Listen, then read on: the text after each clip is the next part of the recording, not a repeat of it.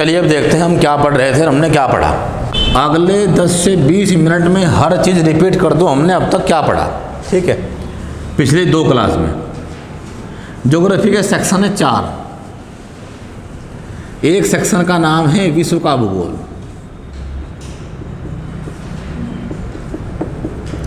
World geography. दोनों medium में हम आपको नोट्स दे रहे हैं प्रॉपरली। ठीक है, कहीं हर चीज़ को हम दोनों मीडियम में बता रहे हैं प्रॉपरली ही। इंडियन ज्योग्राफी अर्थात भारत का भूगोल, उस पर लाइव ना करके ऐसे रिकॉर्ड करते रहो, लाइव ना करिए फिलहाल भी चाहिए। इंडियन ज्योग्राफी, ठीक। और फिजिकल ज्योग्राफी अर्थात भौतिक भूगोल,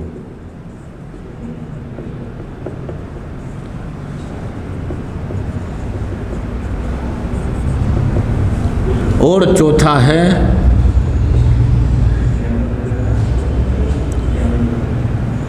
पारिस्थितिकी व पर्यावरण, यानी ecology and environment. Ecology environment हम सबसे पहले ये पढ़ रहे हैं, और इसमें पढ़ रहे हैं हम 7 कॉन्टिनेंट, यानी दुनिया के 7 महाद्वीप, जिनमें सबसे पहले हम पढ़ रहे हैं अफ्रीका। ठीक है, अफ्रीका में अब तक हम क्या पढ़ चुके? कुछ लोग घर पे रिवाइज करते होंगे, कुछ लोग नहीं करते होंगे। हम करते हैं एक बार रिवाइज प्रॉपर्ली अभी अगले 10 से 20 मिनट में। बता दूँ ये बात है, इन सब की वीडियोज़ भी, इन सब के नोट्स भी, इन सब के जैसे टॉपिक पूरा होगा टेस्ट भी हर एक आदमी को मिलते रहेंगे हमारे। अभी डेली हम न्यूज़पेपर, डेली सारा करंट अफेयर्स, हर चीज़ भेज रहे हैं आपके ग्रुप पे। अब आप पढ़ लो, या आपकी बातचीत है। तो हम पढ़ रहे हैं विश्व का भूगोल,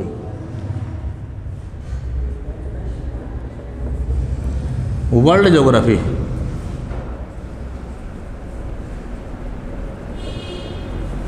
और इसमें सबसे पहला कॉन्टिनेंट पढ़ रहे हैं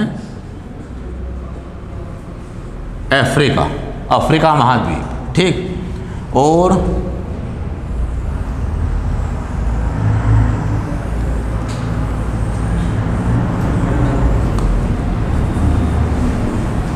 मैपिंग के बिना यह संभव नहीं है। तो हर एक आदमी को हमारी भी ये सलाह है कि वो अपने पास एटलस ले ले, ताकि जितनी बातें वो वर्ल्ड में पढ़ रहा है कम से कम वो एक बार देख पाए।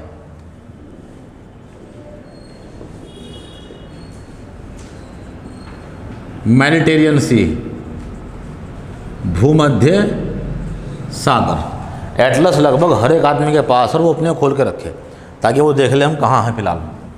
ये कॉन्टिनेंट है यूरोप,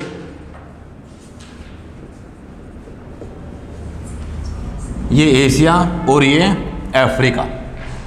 अब हमने सबसे पहले पढ़ी बेसिक बातें।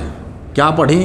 कि अफ्रीका में 54 देश है, 54 कंट्रीज, और इनमें सबसे नया कंट्री है दक्षिणी सूडान, जो संयुक्त राष्ट्र संघ का भी सबसे नया मेंबर है, 193rd लेटेस्ट मेंबर है संयुक्त राष्ट्र संघ का भी, सबसे नया बना हुआ देश है।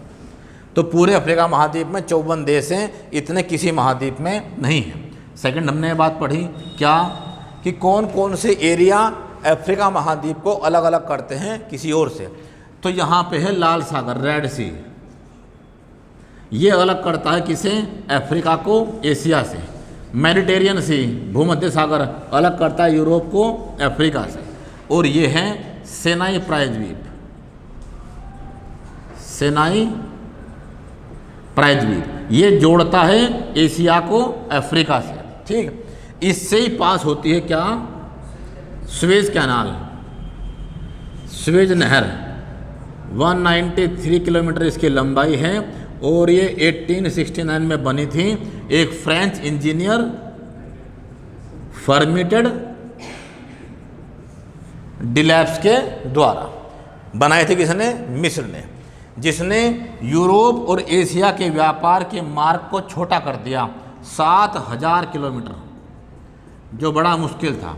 अब इसी नहर से होता है वर्ल्ड का सबसे बड़ा ट्रेड रूट, व्यापारिक मार्ग, यूरोप और इसके बीच में। आज ये बहुत बड़ी व्यापारिक नहर है। ठीक, क्लियर। ये सब नोट्स में दे रखा है, हम पढ़ चुके हैं, रिवाइज कर रहे हैं ओनली। इसके बाद हमने पढ़ा कि हमारी पृथ्वी के ऊपर 3 मुख्य लाइन है। एक इक्वेटर 0 डिग्री या भूमध्य रेखा, एक 23.5 डिग्री नॉर्थ और एक 23.5 डिग्री साउथ। जो पहले वाली है ये है कर्क रेखा, ये है मकर रेखा, यानी tropic of cancer and capricorn. हमारे पृथ्वी 23.5 डिग्री झुकी हुई है, तो उस पर 2 लाइनें हैं। ठीक, अब दुनिया में ऐसा कोई महाद्वीप नहीं है जहाँ से तीनों लाइन जाती हो, और वो कौन है? अफ्रीका। यहाँ से तीनों लाइन पास होती है। 0 डिग्री भी, कर्क रेखा, 23.5 डिग्री नॉर्थ और 23.5 डिग्री साउथ। ठीक, इन पे कौन कौन से कंट्री स्थित हैं हमने सबके बारे में पढ़ लिया। वो नोट्स में आपको बाकायदा मिल जाएगा कि कर्क रेखा पे कौन कौन से कंट्री स्थित हैं। ठीक, इसके बाद हमने पढ़ा अफ्रीका की जल संधियाँ। जल संधि का मतलब क्या है? स्ट्रैट, यानी क्या?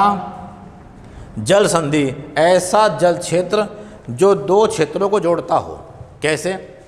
कि इसे करता हो कनेक्ट इससे, यानी 2 जल क्षेत्रों को जोड़ने वाला और 2 स्थल भाग को अलग अलग करने वाला। जल क्षेत्रों को तो जोड़ता हो और स्थल भाग को अलग करता है, उसे कहते हैं जल संधि। पूरे अफ्रीका महाद्वीप में केवल 2 हैं बस। कौन सी? एक तो ये और एक ये। इसका नाम है क्या? बाब अल मानदेन। बाब अल मानदेन जल संधि। ठीक, जो रेड सी को जोड़ती है किससे?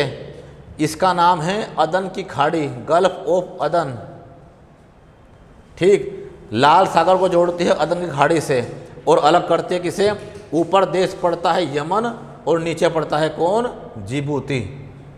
इन 2 कंट्री को अलग करती है, इन दोनों को जोड़ती है। और कुख्यात है किसके लिए? सी पायरेट, समुद्री लुटेरों के लिए।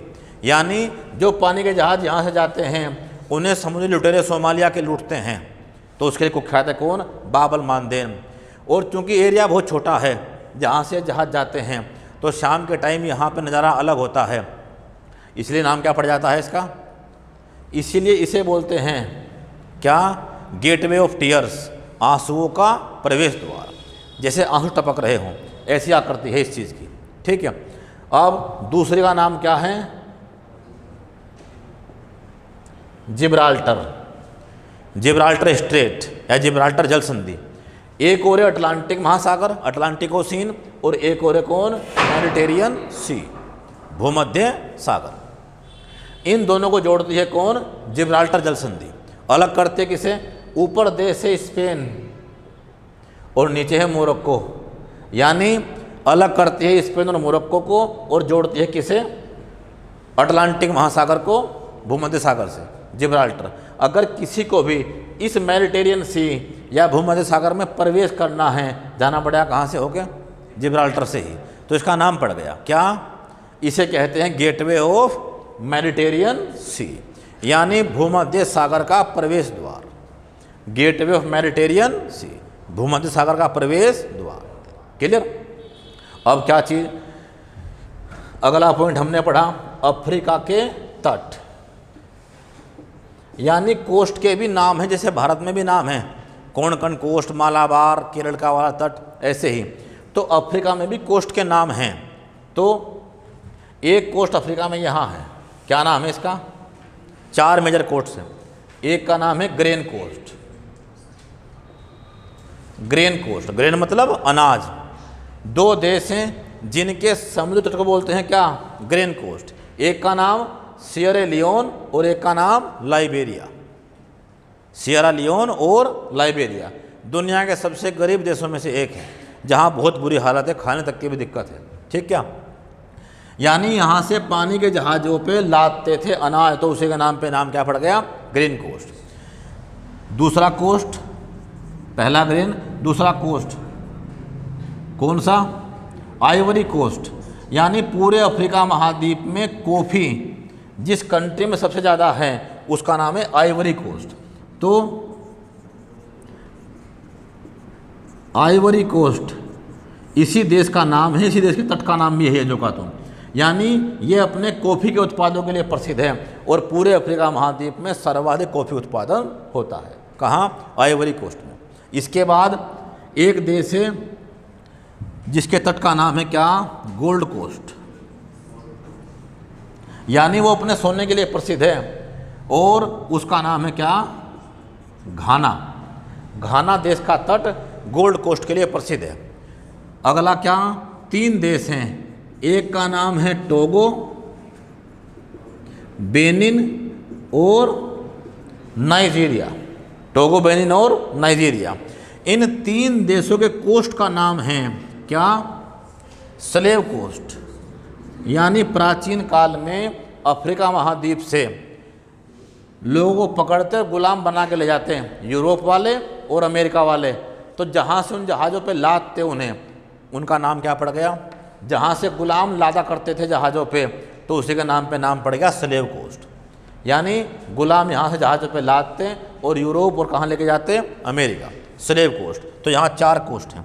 अगली बात क्या पढ़ी हमने? अगला पॉइंट क्या था? अब हमने पढ़े कि यहाँ कौन कौन से माउंटेन हैं। यहाँ के पर्वत, ठीक। तो पहले हमने ये बात पढ़ी कि पर्वत है क्या चीज़, और 2 बातों में अंतर क्या है कि कोई भी स्थल की आकृति 2 नाम से पड़ती है, एक पर्वत और एक पहाड़, यानी माउंटेन्स एंड हिल्स। अगर कोई भी लैंडफॉर्म स्थल की आकृति 600 मीटर से ऊंची है तो वो पर्वत है, और 600 मीटर से नीची है तो वो कौन है? पहाड़ है, ठीक। तो पर्वत उत्पन्न कैसे होते हैं? हमने कल पढ़ा कि 2 कारण हैं, या तो धरती पे प्लेटें आपस में टकरा जाएं, ठीक क्या? अब प्लेटों की टक्कर, ज्योग्राफी में क्या वर्ड है इसके लिए? प्लेट टेक्टोनिक्स, यानी प्लेटों की गति और उसके परिणाम स्वरूप, यानी धरती के जो प्लेट हैं उनकी टक्कर से बने पर्वत। एक से एक प्लेट क्या चली गई? फंसती आपस में, इंटरलॉक होती, और चली गई क्या? ऊपर उठती हुई। एक और यूरोप, एक और भारत, टक्कर हो गई दोनों की, और कौन बना? हिमालय हमारा, आज 6.5 करोड़ साल पहले। या क्या बनते हैं? ज्वालामुखियों के द्वारा, वोल्केनिक इरप्शन, अर्थात ज्वालामुखी फटते हैं और उनसे पर्वतों का निर्माण होता है, या तो प्लेटों को टक्कर या ज्वालामुखी उद्गार, इससे बनते हैं पर्वत। तो पूरे अफ्रीका महाद्वीप में बेसिकली 4 ही पर्वत हैं मेजर, बड़े स्तर पे। कौन से? हमें हर बात लोकेशन पे भरनी है, और जब भी आप इस बात को रिवाइज करेंगे अपने घर पे भी, तो पर्वत देखा और मैप लिया और मैप पे भरना सीख लिया एक बार बस, कि कौन कौन कहाँ हैं। एक पर्वत तो यहाँ है, इसका नाम है एटलस पर्वत। दूसरा एक पर्वत है यहाँ, पूरे अफ्रीका महाद्वीप का सबसे ऊंचा पर्वत, कौन सा? Mount Kilimanjaro. एक पर्वत कहाँ है? इस वाले हिस्से में, नाम है क्या? Drakensberg, Drakensberg. और चौथा कौन है? यहाँ कौन? माउंट लोमा, इस वाले एरिया के अंदर। पहले वाला पर्वत कहाँ है? 3 कंट्री में फैला हुआ है। क्या कोड है? MAT, मोरक्को, अल्जीरिया और ट्यूनीसिया, ठीक है। और ये पर्वत भी कैसे बना हुआ है? अफ्रीका महाद्वीप की प्लेट टकराई किससे? यूरोप वाले महाद्वीप से, और टकराने के बाद क्या चली गई? फोल्ड होती, ऊपर उठती हुई। तो इससे बना कौन? ऐसे पर्वत जो प्लेटों की टक्कर से बनते हैं और प्लेट क्या हो जाती हैं? आपस में इंटरलॉक होकर खड़ी, उन्हें कहते हैं नवीन मोड़दार पर्वत, यानी यंग फोल्डेड माउंटेन, नवीन मोड़दार पर्वत। क्लियर? तो ऐसा पर्वत है एटलस पर्वत, और फेमस है काहे के लिए? कि यहाँ बहुत बड़ी मात्रा में एक सामान मिलता है, खनिज पदार्थ, जिसका नाम है फास्फेट। हम अपने खेतों में खाद डालते हैं फास्फोरस, ठीक, तो वो फास्फेट से बनता है। वो उस फास्फेट के बड़े भंडार कहाँ हैं? यहाँ पर, यानी अपने फास्फेट रिजर्व के लिए फेमस है। क्लियर? आगे दूसरा है माउंट किलिमंजारो, कहाँ है? केन्या और तंजानिया।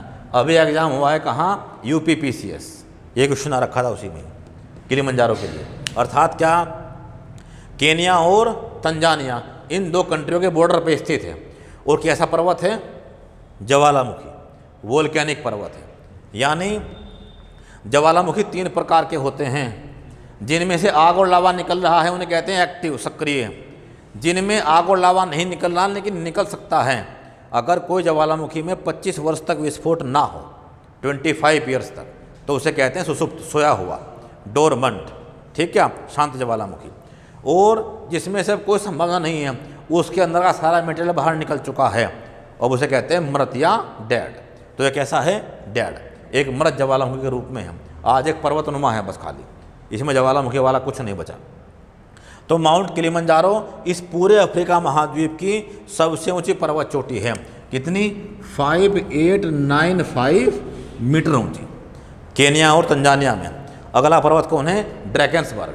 अगर क्वेश्चन ये आए कि पूरे अफ्रीकन कॉन्टिनेंट में सबसे प्राचीन पर्वत कौन है, सबसे most ancient mountain of Africa, तो वो कौन है? ड्रैकेंसबर्ग सबसे प्राचीन पर्वत है, जहाँ से एक रिवर निकलती है। कौन? ऑरेंज रिवर, जो बॉर्डर बनाती है किसका? नामीबिया का और साउथ अफ्रीका का।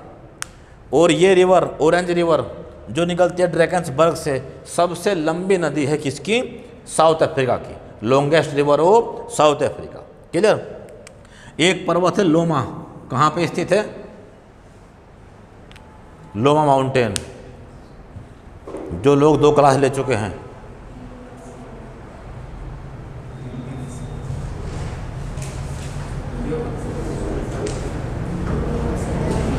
एक देश है गिनी, गिनिया बोलते हैं उसे, और दूसरा सियरा लियोन। कौन सा? उनमें स्थित है लोमा माउंटेन, ठीक क्या। रिवर निकलती है कौन सी? यहाँ से नाइजर रिवर। क्लियर? अब 4 माउंटेन है। आगे अगला पॉइंट हमने पढ़ा कि यहाँ पे कैसे होते हैं मरुस्थल या डेजर्ट्स, ठीक है। तो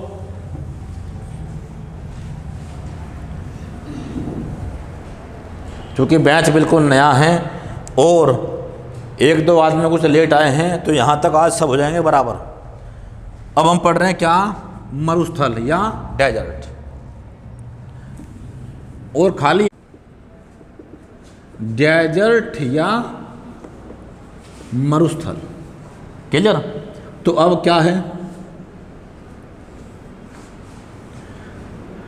सबसे पहले किसे कहते हैं मरुस्थल? What is desert? मरी हुई भूमि, यानी किसी भी ऐसी स्थल की आकृति जहां वर्षा 25 सेंटीमीटर से कम होती हो एक साल में। एक साल में जो वर्षा है वो कितनी हो? 25 सेंटीमीटर से कम हो। और सेकंड, वहाँ कोई वनस्पति आदि ना मिलती हो, नो वेजिटेशन, यानी rainfall averagely in year less than 25 centimetre and no vegetation, तो उसे कहते हैं डेजर्ट। ठीक, ये 2 प्रकार के हैं। एक कैसे? गर्म, और गर्म वर्ड का क्या मतलब है ज्योग्राफी के अंदर? सब ट्रॉपिकल या उष्णकटिबंधीय, उष्णकटिबंधीय या सब ट्रॉपिकल। दूसरा शीतोष्णकटिबंधीय या टेम्परेट, या सिंपल वर्ड क्या है इसके लिए? तो जब भी ज्योग्राफी के अंदर हम कभी गर्म बोलेंगे तो उसका मतलब ये होगा, ठंडा बोलेंगे तो क्या मतलब होगा उसका? तो पूरे विश्व में मरुस्थल डेजर्ट हैं वो कैसे हैं? 2 तरह के, या तो गर्म या ठंडे। तो इनके बनने कारण क्या हैं? कोई डेजर्ट हमारे पास क्यों नहीं बना यहाँ पे? कुछ कारण है इसलिए नहीं बना। क्या कारण है? कि जो ये गर्म मरुस्थल कहाँ मिलते हैं? क्या कारण है? दुनिया के अंदर ये हमारा ग्लोब है। इस ग्लोब में 0 डिग्री से लेके 10 डिग्री ऊपर और 10 डिग्री नीचे, 10 डिग्री साउथ और 10 डिग्री नॉर्थ। यहाँ हर दिन वर्षा होती है और वर्षा का नाम भी क्या है?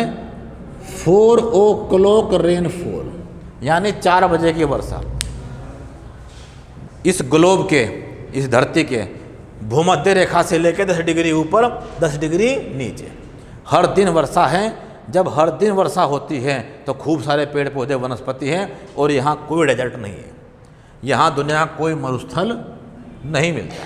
ठीक, इस जोन का नाम है ट्रॉपिकल या विषुवतरेखीय क्षेत्र। इसके ऊपर 10 से लेके 30 डिग्री तक नॉर्थ भी और 30 डिग्री साउथ भी, 10 से 30 डिग्री नॉर्थ, 10 से 30 डिग्री साउथ। इस जोन का नाम है सब ट्रॉपिकल या उष्णकटिबंधीय और इसका नाम है सब ट्रॉपिकल या उष्णकटिबंधीय। सब ट्रॉपिकल या उष्णकटिबंधीय, क्योंकि इसका नाम ही बता रहा है अपने आप को कि जो गर्म मरुस्थल है वो गर्म जोन में ही मिलेंगे और वो कौन है? सब ट्रॉपिकल। तो दुनिया का हर गर्म मरुस्थल जहाँ रेत बालू आदि है वो कहाँ मिलता है? हमेशा 10 से 30 डिग्री नॉर्थ एंड साउथ। ठीक, इस ग्लोब में, इस एरिया के अंदर और इस एरिया के अंदर सब मिलेंगे। और दूसरा क्या मिलेगा? दुनिया का हर गर्म मरुस्थल कहाँ मिलेगा? जैसे यहाँ पे कौन है? सहारा।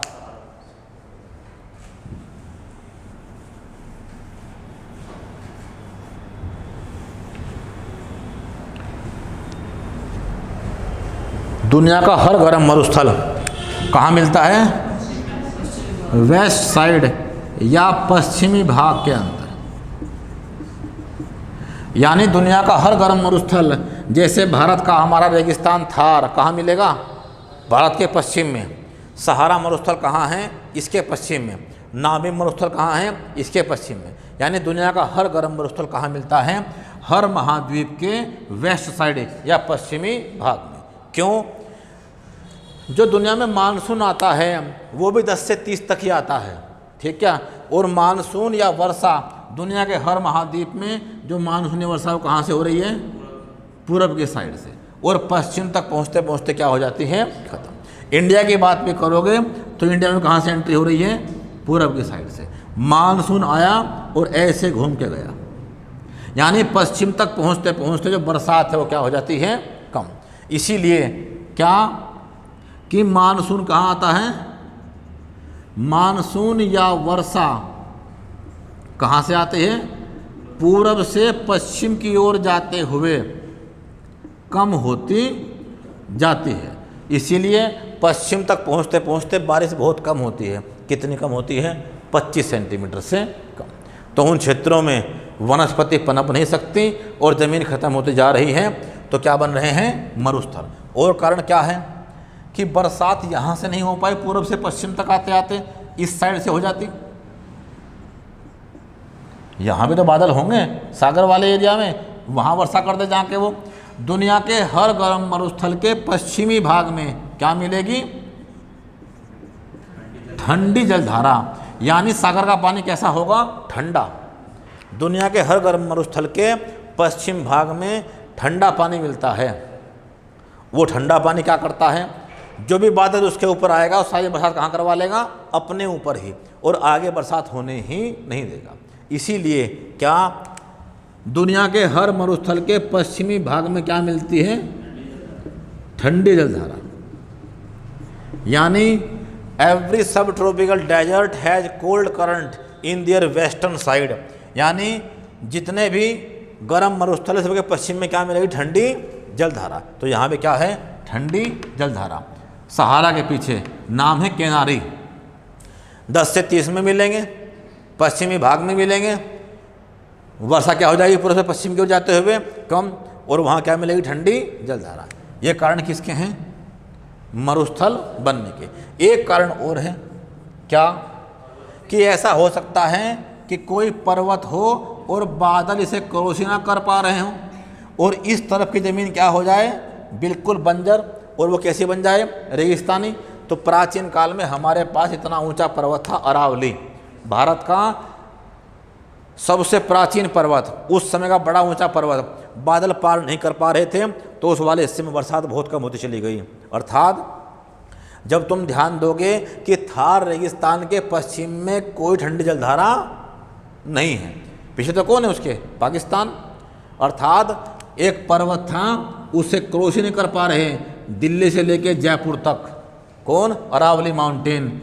अब कभी तो बड़ा ऊंचा था 57 करोड़ साल पहले, अब क्या बच गया उसके बस खंडर। कैसा पर्वत है वो आज, अवशिष्ट, रेजिडू। और उसने बादलों को आगे जाने दिया और ये क्या बन गया, rain shadow area, rain shadow area या वृष्टि छाया प्रदेश। यानी क्या, ऐसा एरिया जहां बरसात नहीं हो पा रही है वो क्या आ गया है, बरसात की छाया में। क्या बरसात इस तरफ है, कोई सामान है स्थल क्या करती पर्वत वगैरह, और वहाँ बरसात नहीं हो रही, यानी वहाँ भी मरुस्थल बन सकते हैं। तो कहाँ मिलेंगे, 10 से 30 में हर महाद्वीप के पश्चिम में। और पश्चिम में क्या कि बरसात पूरब से पश्चिम की ओर होगी और कम होती जाएगी, वनस्पति खत्म होती जाएंगी जब पानी नहीं आएगा वहाँ पे। और पश्चिमी भाग में क्या होंगी, ठंडी जलधारा सागर के अंदर, और क्या मिलेगा, वृष्टि छाया प्रदेश। तो दुनिया का हर गर्म मरुस्थल कहाँ मिलता है, क्लियर, क्यों मिलता है, उसके क्या कारण हैं।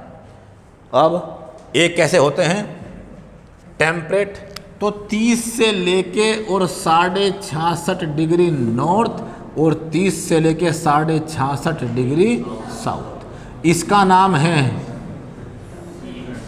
टेम्परेट, या इस जोन को कहते हैं शीतोष्ण कटिबंध। कटिबंध कहते हैं क्षेत्र को, दोनों ही ऊपर, जो क्लाइमेट जहाँ मिलेगा ऊपर उतने डिग्री में मिलेगा नीचे, और शीतोष्ण कटिबंधीय, ठीक है।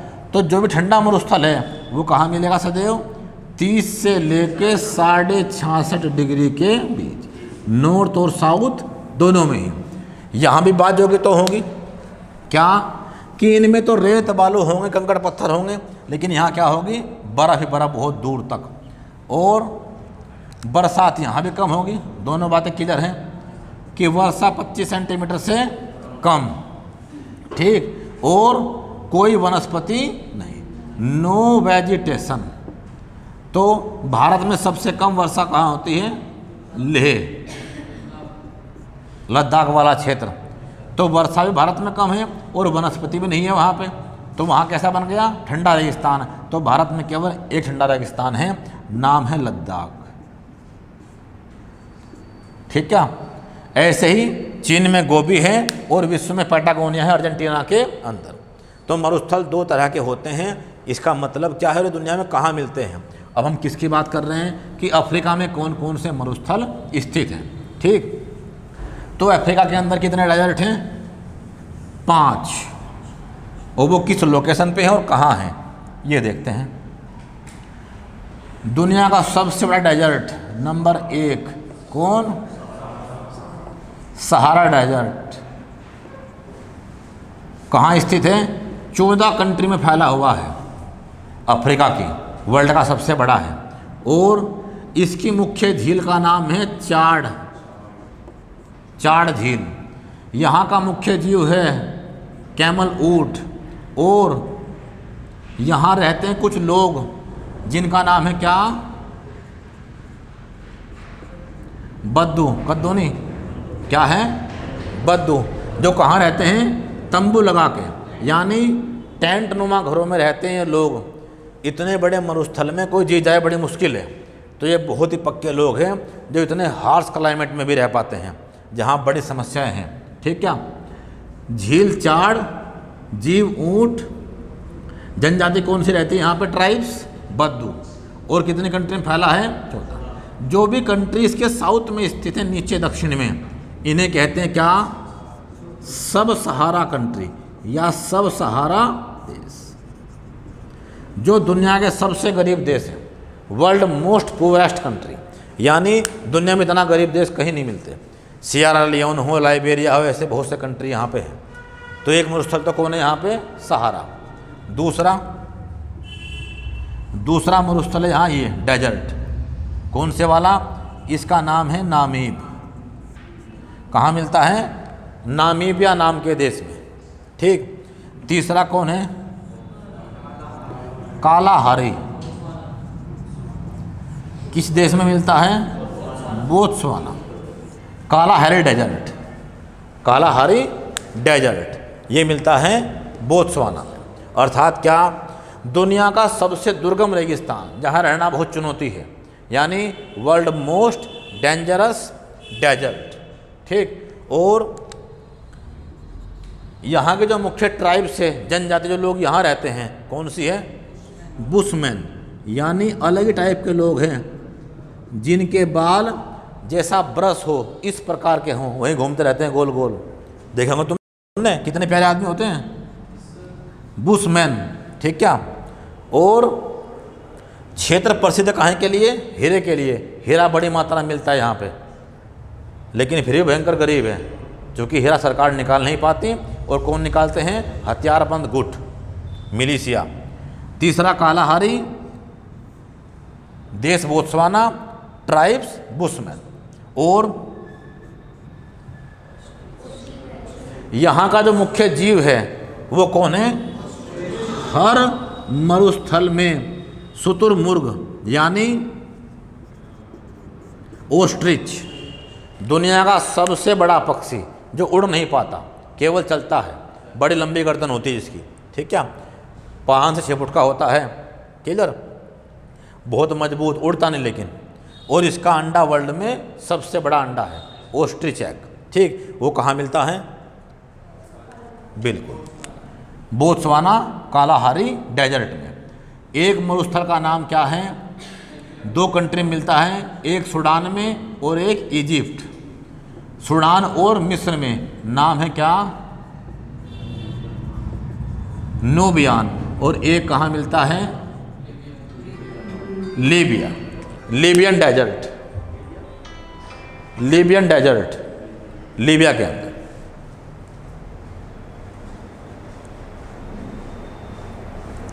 क्लियर, ये हैं यहाँ के 5 डेजर्ट। और क्या पढ़ा हमने,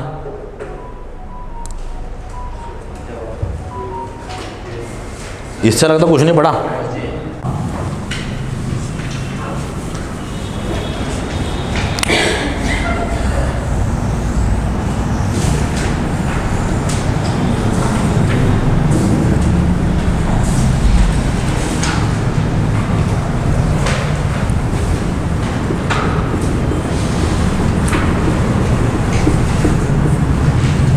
अफ्रीकन प्लेटू, सबसे पहले तो ये बता दो पठार क्या होते हैं, पढ़ना तो उसके बाद की बात है। हम बहुत सी बातें नहीं जानते तो जान जाएंगे, कितनी बड़ी बात है, अगर आप तैयार हो जानने के लिए, ठीक क्या। जिसने ठान लिया उसके सब आगे आगे है। समस्या बहुत सारे जीवन में होंगी, किसी के पास पैसे नहीं होंगे, लेकिन जिसने ठान लिया वो सब कर देगा। इसमें चेक कर लो, पन्ना होगा अफ्रीका का, मिल रहा,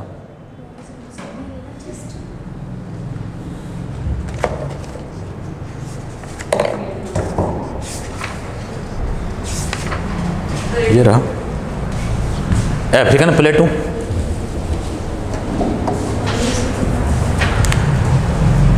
तो सबसे पहले क्या होते हैं पठार, ठीक। और व्हाट इज प्लेटू, और ये कितने प्रकार के होते हैं, तब पढ़ेंगे अफ्रीका के पठार कि अफ्रीका में कहाँ मिलते हैं, ठीक। इनके टाइप्स क्या है। तो व्हाट इज प्लेटू, इनकी उत्पत्ति कैसे होती है। एक बार की मेहनत ही बहुत तगड़ा काम कराएगी हमारा। कल को जब इनका जिक्र आएगा हम सब जानते होंगे इनके बारे में, क्या होते हैं प्लेटू, नाम सुना कहीं, क्या चीज़ है ये, मिट्टी के भाग होते हैं, पत्थर नहीं होते, पत्थर भी होते हैं। अच्छा जी, प्लेटू क्या चीज़ है, बैठ के बता दे, कोई दिक्कत नहीं।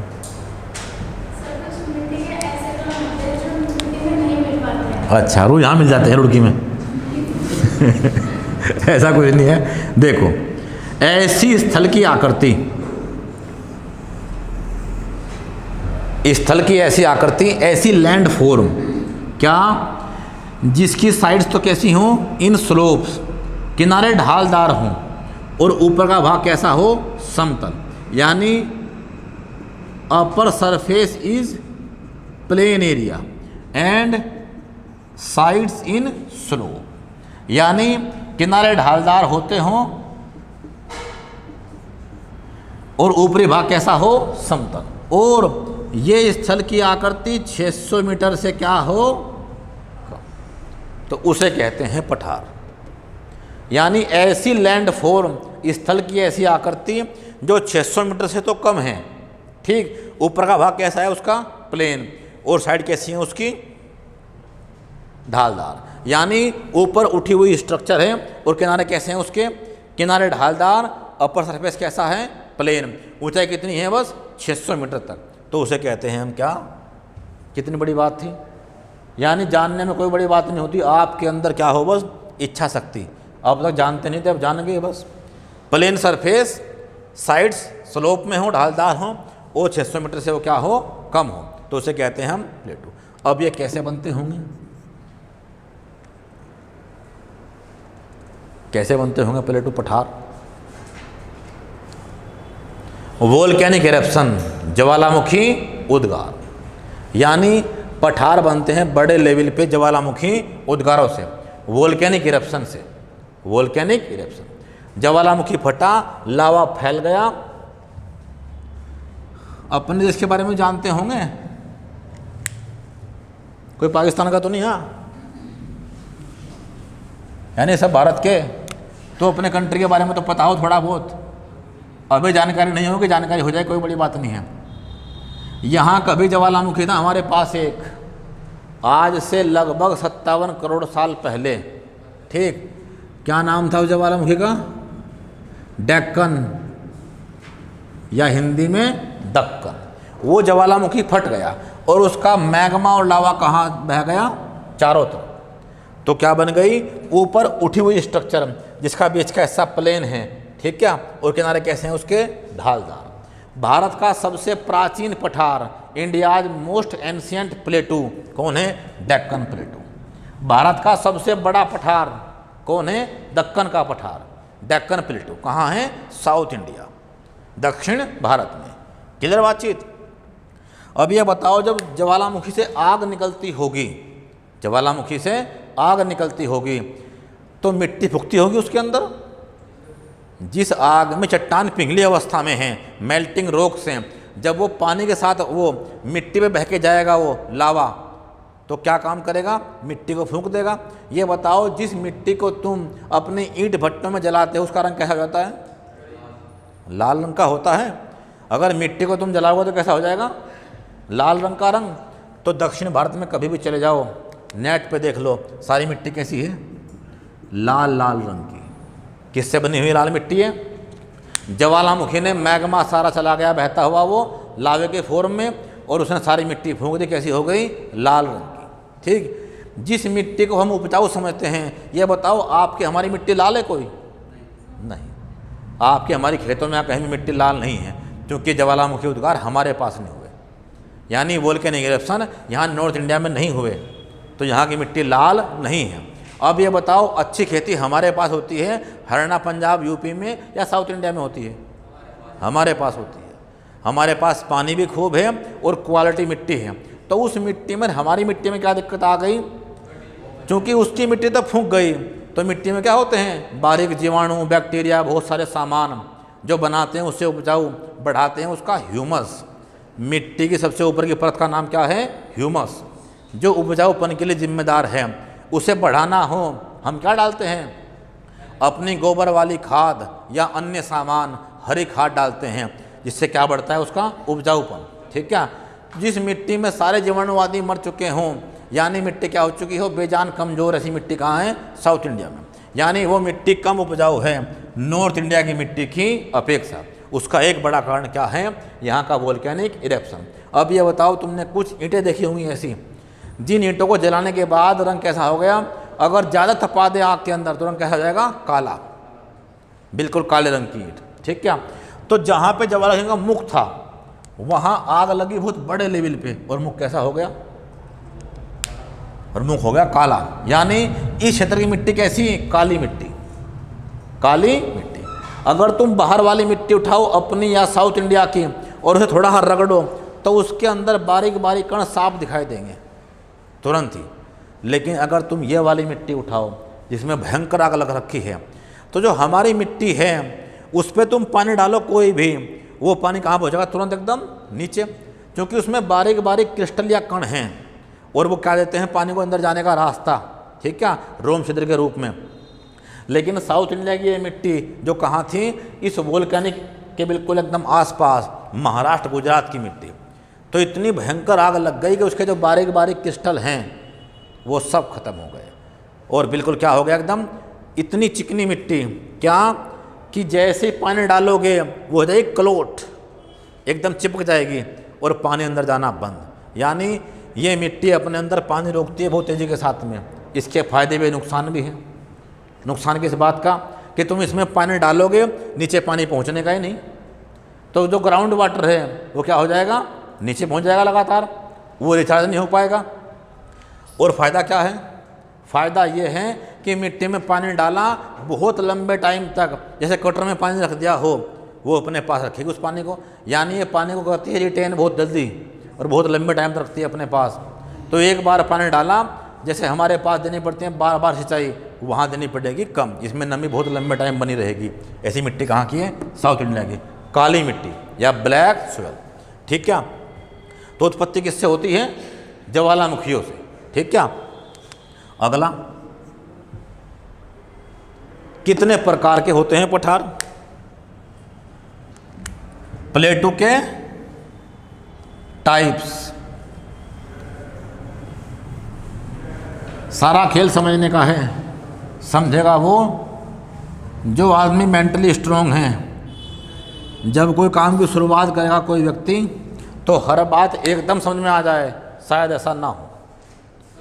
जितनी वो प्रैक्टिस करेगा, रिवीजन करेगा, समझने का प्रयास करेगा विद एनसीईआरटी, वो सब पकड़ जाए, कोई बड़ी बात नहीं है। कुछ पूछ रहे?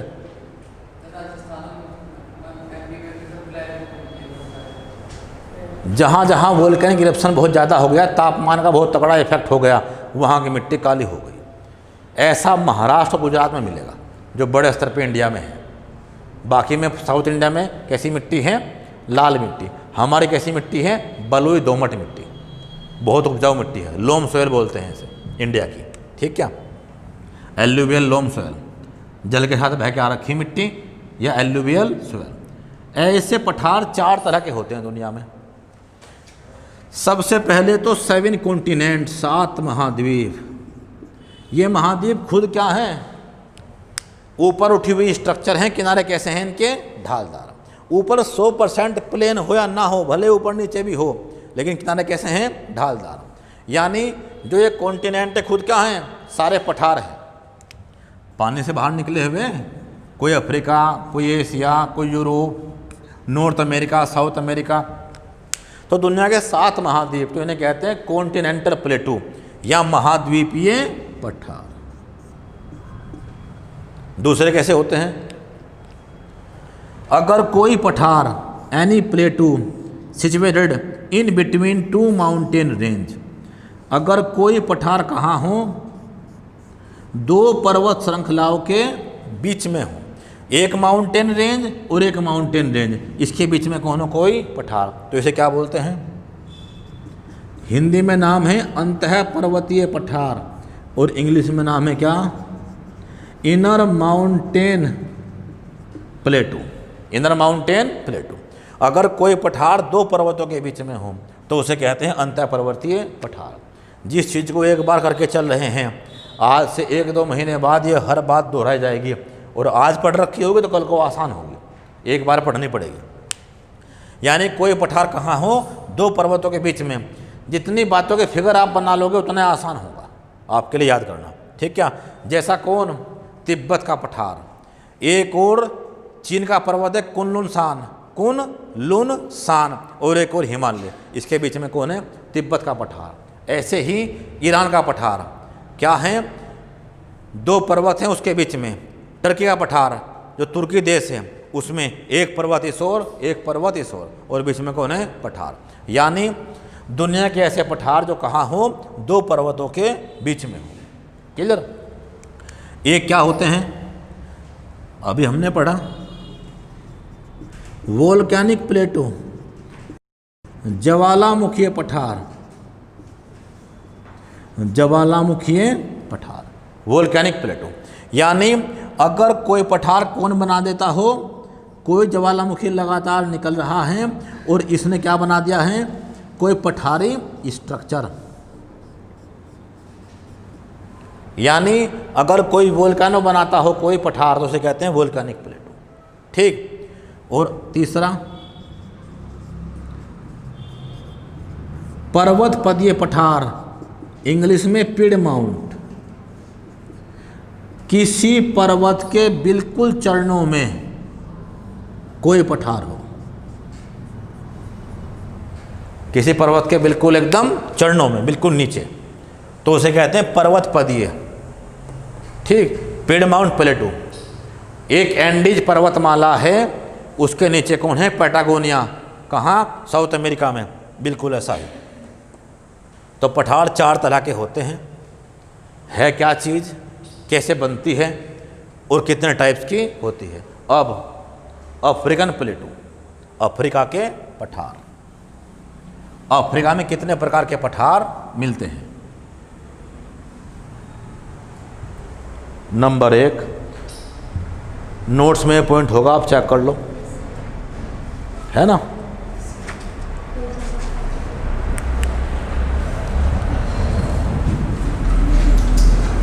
नंबर 1, अबिसिनिया का पठार। अबिसिनिया एंशिएंट नेम है एक देश का, इसका नाम आज इथोपिया है। उसे पहले क्या बोलते थे, अबिसिनिया। तो पहले इसका नाम अबिसिनिया था। अबिसिनिया का पठार, एबिसिनियन प्लेटो किस कंट्री में है, इथोपिया। दुनिया में छोटे बच्चे जहाँ मरते हैं सबसे ज़्यादा वर्ल्ड में, जन्म लेने के बाद ही, वो कौन सा देश है, इथोपिया। यानी पूरे वर्ल्ड में छोटे बच्चों की मृत्यु सर्वाधिक होती है इथोपिया में। और इथोपिया भारत के किस राज्य को इथोपिया ऑफ इंडिया भी कहते हैं, भारत का इथोपिया, मध्य प्रदेश। यानी वहाँ भी छोटे बच्चों की मृत्यु बहुत ज़्यादा होती है। चाइल्ड मोर्टेलिटी रेट या IMR, इन्फेंट मोर्टेलिटी रेट, शिशु मृत्यु दर, ये छोटे बच्चे होते हैं। इतना गरीब जैसे बड़ी समस्याओं में है। ठीक। आगे दूसरा पठार, सेकंड, लीबिया का पठार।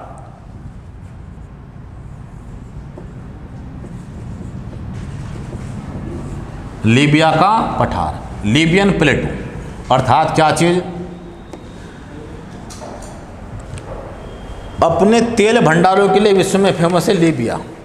और पिछले लगभग 9 साल से सिविल वॉर चल रही है पूरे कंट्री में, लाखों लोग मर चुके हैं, आज तक वॉर जारी है।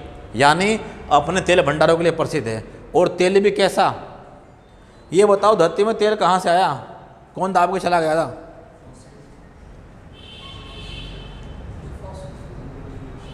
ये डीजल पेट्रोल कैसे निकलते हैं। जब तक धरती पे डायनासोर थे, धरती पे कोई तेल की बूंद नहीं थी, ना कोई तेल था। जब धरती पे डायनासोर का युग खत्म हुआ, जुरासिक काल, उसके पश्चात वो जीव धरती की परतों में दबते चले गए। ठीक। और वो सड़ते और गलते रहे, और वो आज हम निकाल रहे हैं क्या, जीवाश्मिक ईंधन, जीवाश्मिक ईंधन, यानी क्या, बायोफोसिल फ्यूल।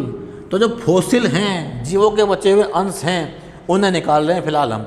समुद्रों से निकालते हो या ज़मीन से निकालते हो। ठीक क्या, यानी बायोफोसिल फ्यूल, जीवाश्मिक ईंधन।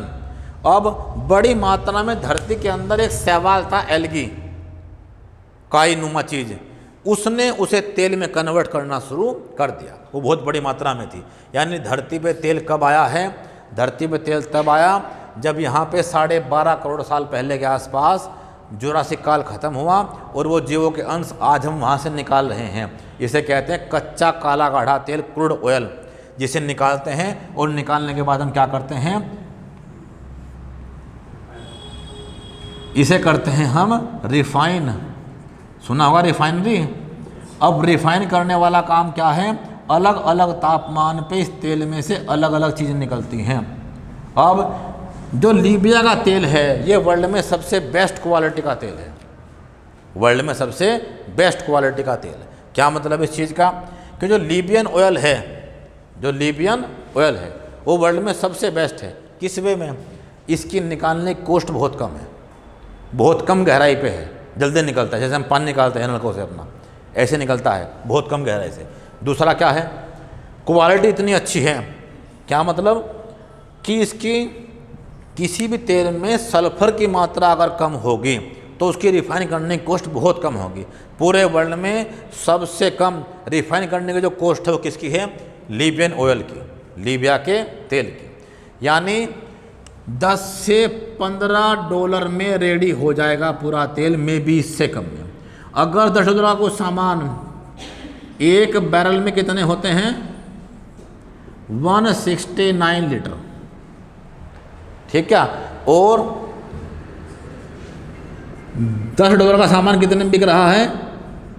80 डॉलर में। तो अगर तुम्हारे घर से पानी निकला करता, तुम खूब तगड़ा करके बेचा करते हम भारत वाले, तो कितने पैसे वाले होते? कैसे होते? सऊदी अरब के, यूएई के बड़ी बड़ी बिल्डिंग होती है, भयंकर वाले होटल होते, ठीक क्या? और कोई ना बनता आईएएस, सबके बिजनेस होते फर्स्ट क्लास। क्लियर? अब हमारे पास क्या है? इस प्रकार की सुविधा नहीं है, तो हम कुछ बनना चाहते हैं अच्छा और बड़ा, तो वो कौन है? Civil services. तो लीबिया तेल भंडारों के लिए प्रसिद्ध है और बेस्ट क्वालिटी ऑयल है, लो सल्फर, ठीक। रिफाइन करने कॉस्ट भी कम है। इससे सड़कों पर डलने वाला तारकोल बनता है, ठीक क्या? क्या? डीजल, पेट्रोल, नैफ्ता, कैरोसिन और ग्रीस वाहनों में लगने वाला। और एक सामान लगाते हो तुम होठों पे अपने, क्या? Petroleum jelly.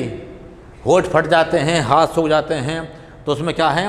वो भी सामान ऐसे निकल रहा, तो क्या लगा रहे हैं हम? जीवों के सड़े गले अंश, और बड़े खुश हो रहे। Petroleum jelly, clear? वो भी किससे बनती है? इसी का प्रोडक्ट है। यानी रिफाइन करके बना रहे हैं अलग अलग सामान, क्लियर? तो पहला पठार अबिसिनिया का पठार, जो प्राचीन नाम है इथोपिया का। दूसरा लीबियन प्लेटू। तीसरा है होगार का पठार, होगार प्लेटू, होगार का पठार। अल्जीरिया देश का नाम है, अल्जीरिया, अल्जीरिया नाम के देश में, ठीक। चौथा है जोस का पठार, जोस प्लेटू। ये भी अपने ऑयल के लिए प्रसिद्ध है और ये भी अपने ऑयल के लिए प्रसिद्ध है, ठीक। कहाँ मिलता है? नाइजीरिया।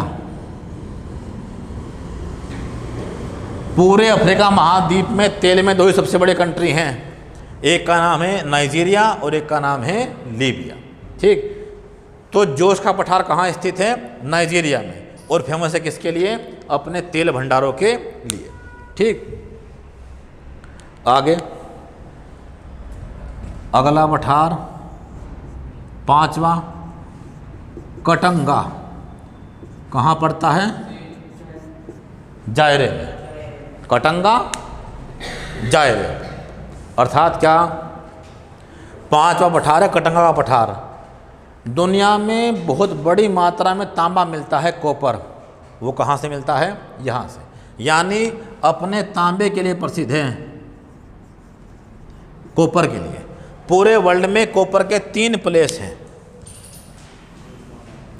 एक तो विंघम यूएस से वर्ल्ड नंबर 1।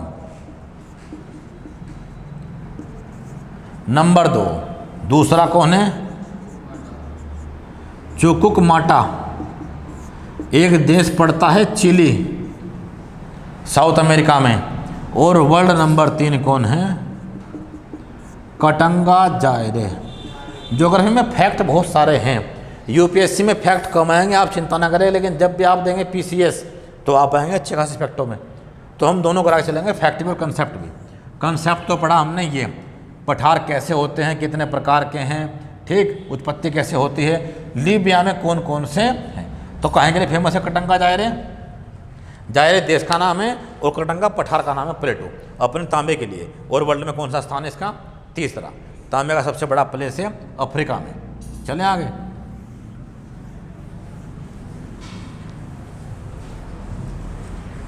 यहाँ के पर्वत, पठार, मरुस्थल। अब अगले हेडिंग, अगला पॉइंट,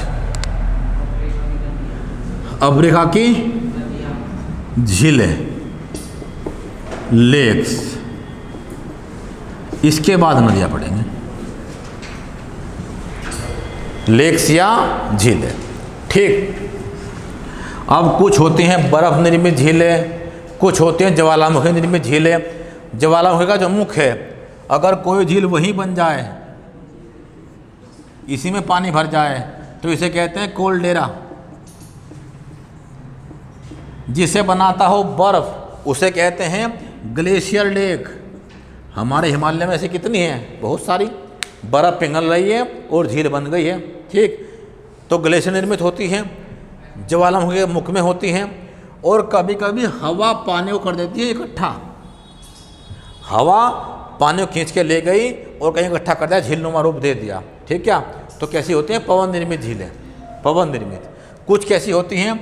बन जाती हैं बिल्कुल सागर के एकदम पास, कोस्टों के ऊपर ही, तो इन्हें क्या बोलते हैं? लैगून। तो इतने प्रकार की होती है झीलें। लैगून बिल्कुल तटों के पास की झील होती है। ऐसी कहाँ है? बहुत बड़ी मात्रा में केरल में। केरल में अगर कोई झील कहाँ बन जाए? तट के पास ही, उन्हें कहते हैं लैगून झील, ठीक।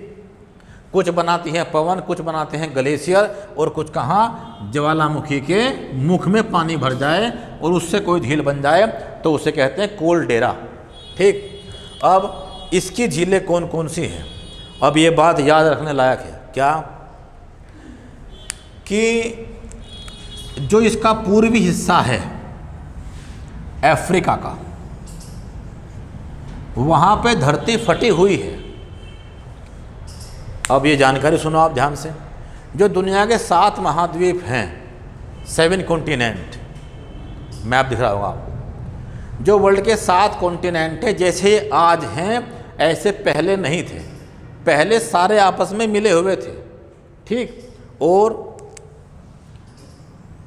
बस पूरी दुनिया में एक कॉन्टिनेंट था, ये 7 नहीं थे, 7 मिले हुए थे आपस में। नाम था क्या? पैनजिया। इसके चारों ओर एक सागर था, पैंथालासा। दुनिया में एक ही महासागर था और एक ही महाद्वीप था, ठीक, जो थ्योरी है। उसके बाद ये टूटने शुरू हो गए, टूटने शुरू हो गए।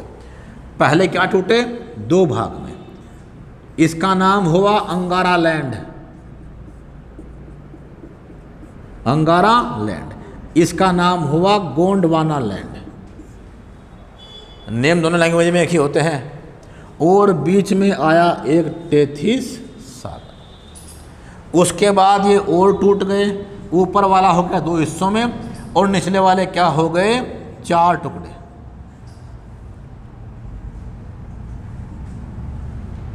कौन? ये तो यूरोप, ये नॉर्थ अमेरिका, ये साउथ अमेरिका, ये हम पढ़ रहे अफ्रीका, ये है अंटार्कटिका, और यह है इंडिया प्लस ऑस्ट्रेलिया। ये दोनों एक थे, बाद में अलग हो गए। यानी अफ्रीका से इस वाले हिस्से से महाद्वीप टूट के अलग हुआ है। तो जब वो धरती टूट के अलग हुई तो इस वाले हिस्से में क्या आ गई? दरार। जो इस वाला हिस्सा है, यही टूट के हम अलग हुए हैं। जब आप एटलस देखोगे, 7 महाद्वीप की एक साथ पिक्चर, तो आप इन सातों महाद्वीप को एक साथ फिट कर सकते हो आपस में। इसे कहते हैं जिगसॉ फिट, एक नाम है। यानी सातों महाद्वीप आपस में मिलके आज भी एक हो सकते हैं अगर इन्हें मिला दिया जाए। ठीक, उसे कहते हैं जिगसॉ फिट। ठीक, तो इस महाद्वीप के पूर्व वाले हिस्से से इंडिया और ऑस्ट्रेलिया टूट के आगे गए तो उसने धरती में क्या कर दी, एक बड़ी दरार पैदा कर दी, जो पूरे वर्ल्ड की सबसे बड़ी दरार है, पूरे वर्ल्ड की। यानी इसे कहते हैं क्या, इंग्लिश में वर्ड है रिफ्ट वैली, भरंस घाटी, भरंस घाटी, रिफ्ट वैली। अगर धरती में कहीं दरार पड़ जाए, दरार पड़ जाए तो उसे कहते हैं क्या, रिफ्ट वैली या भरंस घाटी। ठीक, तो पूरे वर्ल्ड की सबसे बड़ी भरंस घाटी कहाँ स्थित है, अफ्रीका में, पूरे वर्ल्ड की, जो कहाँ से कहाँ तक है, लेक मलावी, मलावी झील से होकर, मलावी नाम का एक देश भी है, कहाँ, डेड सी,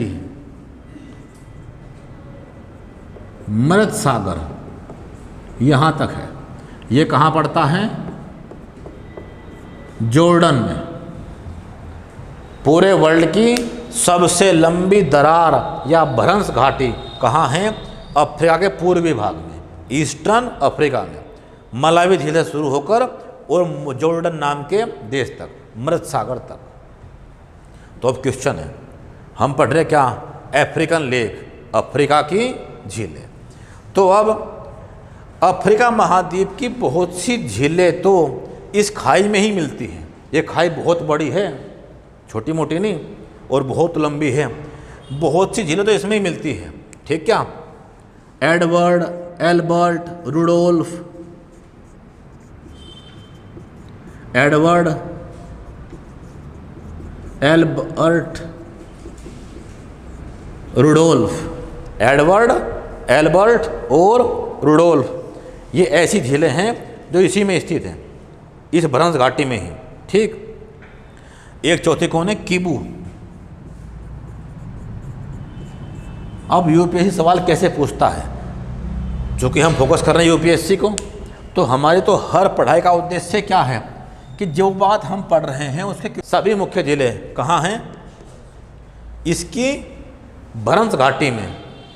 झीलें हैं बड़ी मात्रा में लेकिन सब नहीं, क्या वर्ड बोल दिया उसने, सभी। बहुत सारी हैं लेकिन सभी नहीं हैं। दूसरा, अब वो किसी झील का नाम दे देगा कि यह झील भी कहाँ पड़ती है, भरंस घाटी में। कौन सी बोल दिया, मान लिया हमने विक्टोरिया। दूसरा क्या बोला, सभी झीलें कहाँ हैं, all lakes are situated in rift valley of Africa. तीसरा पॉइंट इसने कोई और दे दिया, क्या कि एल्बर्ट, किबू, ये सब कहाँ स्थित हैं, इसकी भरंस घाटी में। अब ऑप्शन देगा ये 1 2 3 ठीक है, 2 और 3 ठीक है, 1 और 3 ठीक है, केवल 3 ठीक है। यानी यूपीएससी का पैटर्न ये है, वो स्टेटमेंट देता है और तब आपसे पूछवाता है। तो अफ्रीका महाद्वीप की सारी झीलें वहाँ हों ऐसा नहीं है, झीलें बहुत सारी हैं लेकिन सारी झील इसमें हों ऐसा नहीं है। क्या विक्टोरिया झील, इसका पार्ट नहीं पढ़ने वाले हम अभी। उत्तर बचा कौन, तो वो क्वेश्चन इसी प्रकार से पूछेगा, आपको परफेक्ट रहना है क्या, मैपिंग करके, ताकि आप देख लें कौन चीज़ कहाँ स्थित है और उसके मैप आपके दिमाग में छप जाए। चले आगे, ऐसे क्वेश्चन जैसे ही टॉपिक खत्म होगा अफ्रीका, एकदम टेस्ट होगा। टेस्ट 2 प्रकार से होगा, एक तो पिछले 10 साल के सारे क्वेश्चंस जो भी आ रखे हैं कहाँ, यूपीएससी में या पीसीएस में, जो सिविल सर्विसेज हैं, 10 साल से इस टॉपिक से क्या क्वेश्चन आ रखे हैं वो एक सेट होगा, आपको हम करवाएंगे, ताकि जो पुराने पेपर हैं वो सब क्लास में हल हो जाए टॉपिक बाय टॉपिक। और एक देंगे मॉक टेस्ट, जो क्वेश्चन अब तक नहीं आ पाए हैं उनका सेट बना के हम देंगे। ये दोनों टेस्ट कहाँ होंगे, क्लास में। टॉपिक ख़त्म होके 2 दिन का टाइम मिलेगा रिवीजन का, आप हर बात रिवाइज कर लो और देखो यूपीएससी क्वेश्चन कैसे पूछती है। अगर इतनी बात पढ़ के आप पिछले 10 साल के सवाल 2020 तक के IAS वगैरह के कर पाते हो तो इसका मतलब आप सही डायरेक्शन में मेहनत कर रहे हो और हम भी सही पढ़ा रहे हैं, कोई दिक्कत नहीं है। जहाँ डाउट है वहाँ तुरंत पूछो, ठीक है। हर काम में मेहनत है। तो पहले तो क्या मिलती है अफ्रीका में? भरंस घाटी, जो कहाँ से कहाँ तक स्थित है। इसी के अंदर क्या है? मुख्य झीलें, मेन झील एडवर्ड, एल्बर्ट, रूबोर्ड और किबू वगैरह। इससे अलग भी कुछ झीलें हैं। मिटा दूँ ये बात? लिख दिए तो इससे अलग भी कुछ झीलें जो भरंस घाटी में थी वो तो हमने देख ली, ठीक। कौन कौन सी थी? अब ये कौन जा रही? इक्वेटर, भूमध्य रेखा। नंबर 1 कौन सी?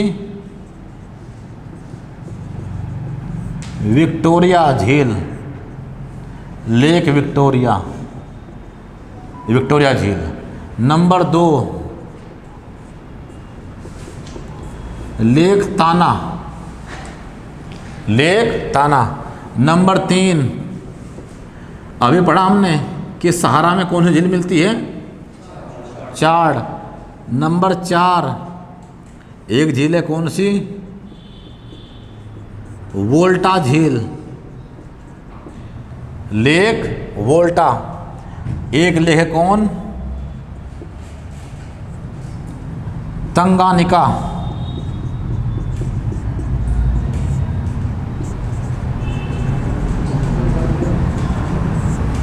लेक तंगानिका, ठीक।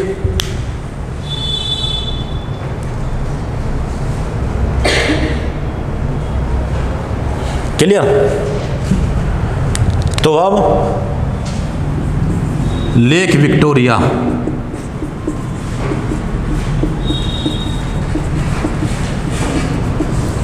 विक्टोरिया झील, विक्टोरिया झील, इसके बारे में तुम्हारे पास तुम्हारा प्रॉपर नोट्स उपलब्ध है, चेक करके देखो। लेक्स चेक कर लो, है क्या नोट्स में? है क्या? ना हो तो नोट करवाऊँ? सर लेक्स है बट विक्टोरिया नहीं। नोट्स में नहीं विक्टोरिया झील, लिख लो, नोट कर लो जो नोट्स में ना हो। विक्टोरिया लेक एटलस हर एक आदमी अरेंज कर लो, क्लास में अपने को लेके आओ ताकि देख पाओ एक बार, ठीक है। एक पूरा मैप ग्रुप में डाल दिया मैडम ने, सारी एटलस 400 पेज की, उसमें सारे मैप्स हैं। अगर किसी दिन एटलस भूल भी जाओ तो फ़ोन में कम से कम वो खोल लो कि हम कहाँ की बात पढ़ रहे हैं, वो कहाँ स्थित है। तो हमने अभी एक पढ़ा था स्टेटमेंट कि विक्टोरिया झील कहाँ स्थित नहीं है? इस दरार में स्थित नहीं है, इस भरंस घाटी में स्थित नहीं है। तो लिखो पहला पॉइंट, विक्टोरिया झील अफ्रीकन भरंस घाटी में स्थित नहीं है। इंग्लिश वाले, Victoria lake is not situated in African rift valley, है? Is not situated in African rift valley, African rift valley, situated, situated in African rift valley, यानी ये कहाँ स्थित नहीं है? इस दरार या भ्रंश घाटी में नहीं है, इसके बाहर है, ठीक। लिखो, यह अफ्रीका की सबसे बड़ी झील है, largest lake of Africa continent.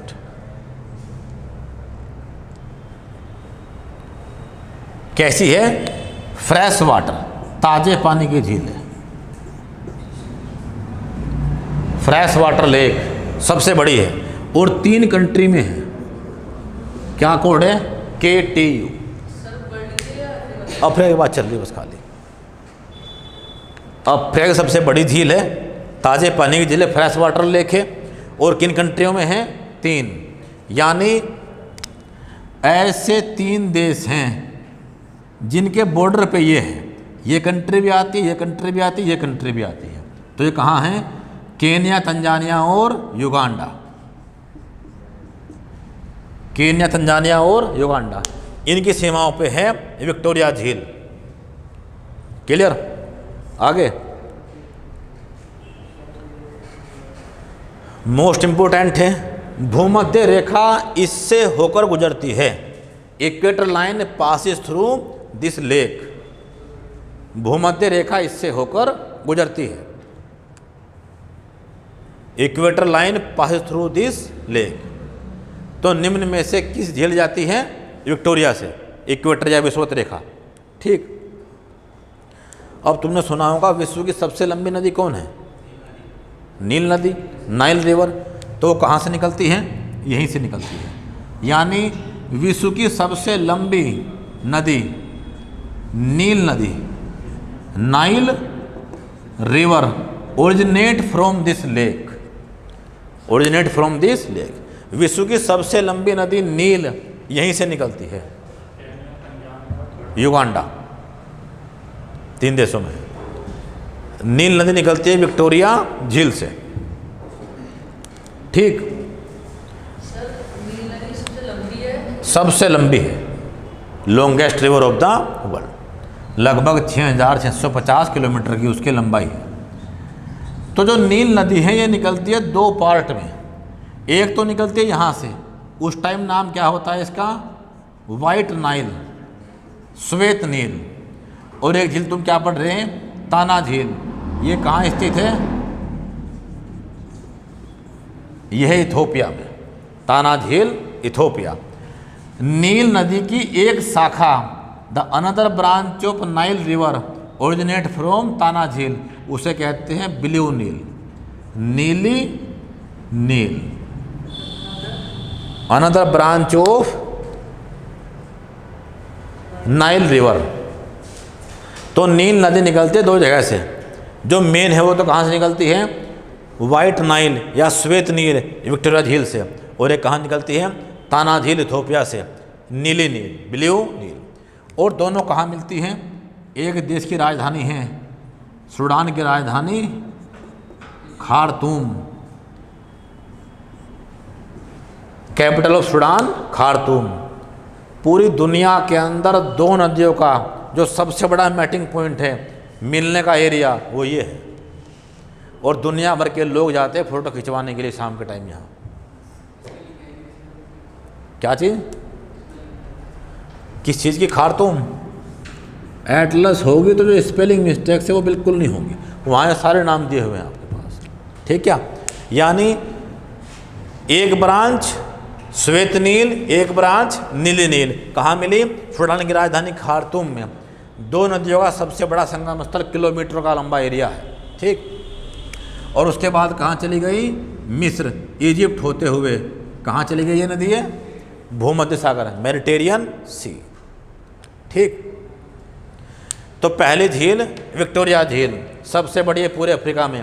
इससे पास होती है 0 डिग्री इक्वेटर लाइन या विषुवत रेखा या भूमध्य रेखा। सेकंड झील कौन? ताना झील, इथोपिया। वहाँ से निकलती है क्या? एक ब्रांच, किसकी? नील नदी की। यहाँ तक दिक्कत नहीं कोई। तीसरी सिंपल है, बस 2 वर्ड है, चाड सहारा मरुस्थल की मुख्य नदी है। और इसी नाम का देश एक चाड उसमें मिलती है। सहारा मरुस्थल की सबसे मुख्य नदी है। सहारा मरुस्थल में साफ पानी का इसके अलावा कोई बहुत बड़ा स्रोत नहीं है। ठीक। जो लोग वहाँ ट्रैवल करते हैं उसके लिए क्या है? ये एक जीवन की रेखा। यानी चाड नदी सहारा मरुस्थल की सबसे मुख्य नदी है और चाड नाम के देश में ही स्थित है। नोट्स में लिखा हुआ होगा। ठीक है। छोटी मोटी बातें की लिखने की जरूरत है नहीं कहीं भी। अगला वोल्टा झील। आजकल तो बहुत से कंट्रियों के नाम बदल गए हैं। ठीक क्या? प्राचीन काल में उनके नाम कुछ और थे। तो इस झील के नाम पे ही 2 कंट्री का नाम था। इस झील के नाम पे ही एक कंट्री को बोलते थे क्या? जो इसके ऊपर थी उसे बोलते अपर वोल्टा,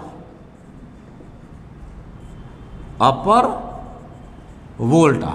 और जो इसके निचली झील के उसे बोलते थे क्या? लोअर वोल्टा या निचला वोल्टा।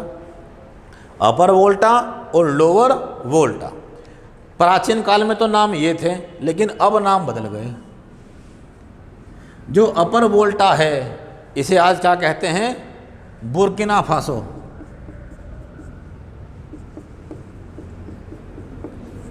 Burkina Faso. आज नाम किसका है? अपर वोल्टा का। पूरे वर्ल्ड के बहुत से नाम सुनने को मिलेंगे जो पहली बार सुन रहे हैं, सब भगवानपुर नहीं होते, ठीक क्या? कोई बुर्किना फासो भी है, क्लियर? अपर वोल्टा का नाम बुर्किना फासो, और लोअर वोल्टा कहते हैं किसे? घाना। लोअर वोल्टा का नया नाम है घाना नाम का देश। अपर वोल्टा बुर्किना फासो, लोअर वोल्टा घाना। अब नए नाम क्या हैं ये? आगे अगली झील कौन है? तंगानिका लेक। तंगानिका लेक। ये बताओ दुनिया की सबसे गहरी झील कौन सी है? World most deepest lake. हम बहुत डीपली बातें, बहुत गूढ़ बातें सब समझेंगे, अभी बड़ी आसान और एकदम सीधी बातें समझ रहे हैं, जिनमें फैक्ट की मात्रा कुछ ज़्यादा है।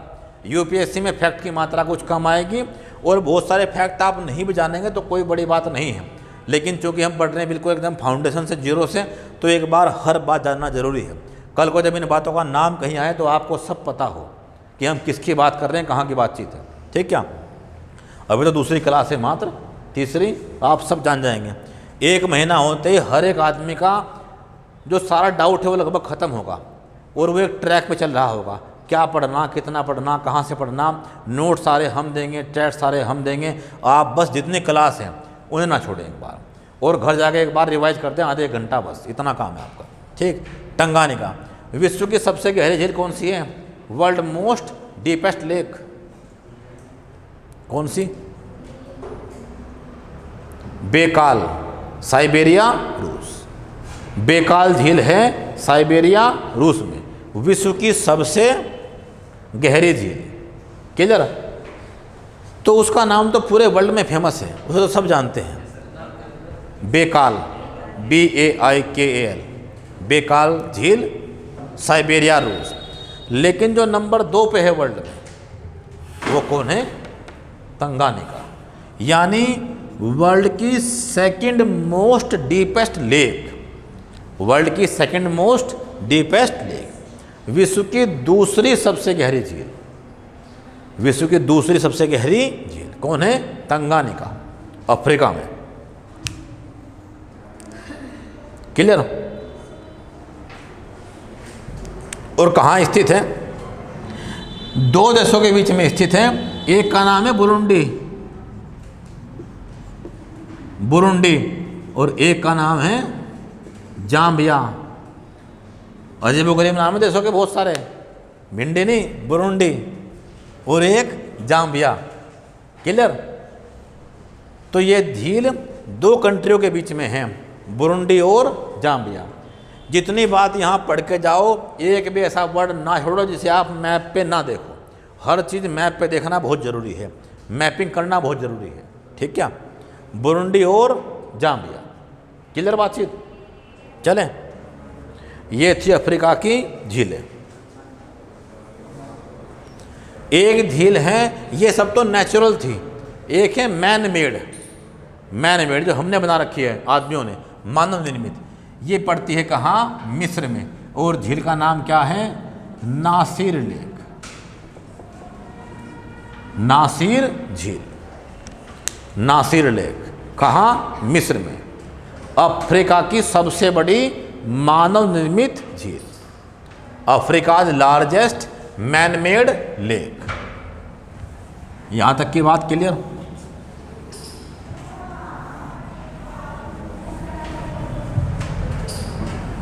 अब अगला हेडिंग, अफ्रीका की नदियां। हर बात मैप पे ही होनी है, अगर आपको याद करनी है तो मैप ही याद करवाएगा बातें आपको। मैप के बिना याद होना बड़ा मुश्किल है, ज्योग्राफी खास तौर से।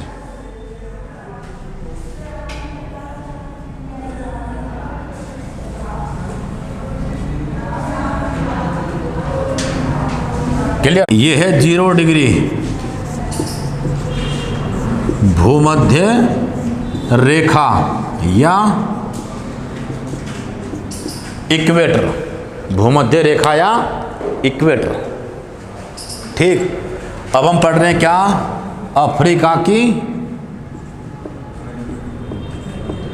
नदियाँ। सोमवार या मंगलवार को ख़त्म हो जाएगा पूरा अफ्रीका महाद्वीप, और हम पढ़ेंगे एशिया, और आप 2 दिन करना रिवाइज, और रिवाइज करने के साथ मुझे बताना अपने डाउट कि मेरे दिमाग में ये बात नहीं आई, मुझे ये बता दो, और उसके बाद देना टेस्ट तुरंत एकदम। ठीक, अफ्रीका की नदियाँ, रिवर्स, नदियाँ और रिवर्स। ठीक,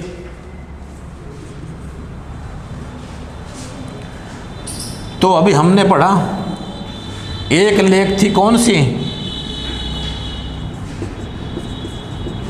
लेक विक्टोरिया, लेक विक्टोरिया। तो सबसे पहली रिवर तो यहीं से निकली है, वर्ल्ड की सबसे लंबी रिवर। एक झील कौन सी थी? ताना, ताना लेक, एक यहाँ से निकली इसकी ब्रांच। ठीक, और कहाँ चली गई है? आगे। तो जो नील नदी है वो श्वेत नील और नीली नील, वाइट नाइल रिवर और ब्लू नाइल रिवर, इसकी 2 ब्रांचें मिलती है। कहाँ? सूडान की राजधानी खार्तूम में। और कहाँ चली गई है ये? भूमध्य सागर, वर्ल्ड की सबसे लंबी नदी। तो सबसे पहली नदी का नाम क्या है? नाइल रिवर या नील नदी। ठीक, क्या क्या पॉइंट है? यह विक्टोरिया झील से निकलती है, विश्व की सबसे लंबी नदी है। इसकी 2 शाखाएं हैं जो यहाँ मिलती है। क्लियर? अब अगला पॉइंट है, जैसे भारत में भी बड़े बड़े डैम बने पड़े हैं, कोई टिहरी डैम है, कुछ अन्य हैं, तो इस नदी के ऊपर जो सबसे बड़ा डैम बना हुआ है उसका नाम है असवान।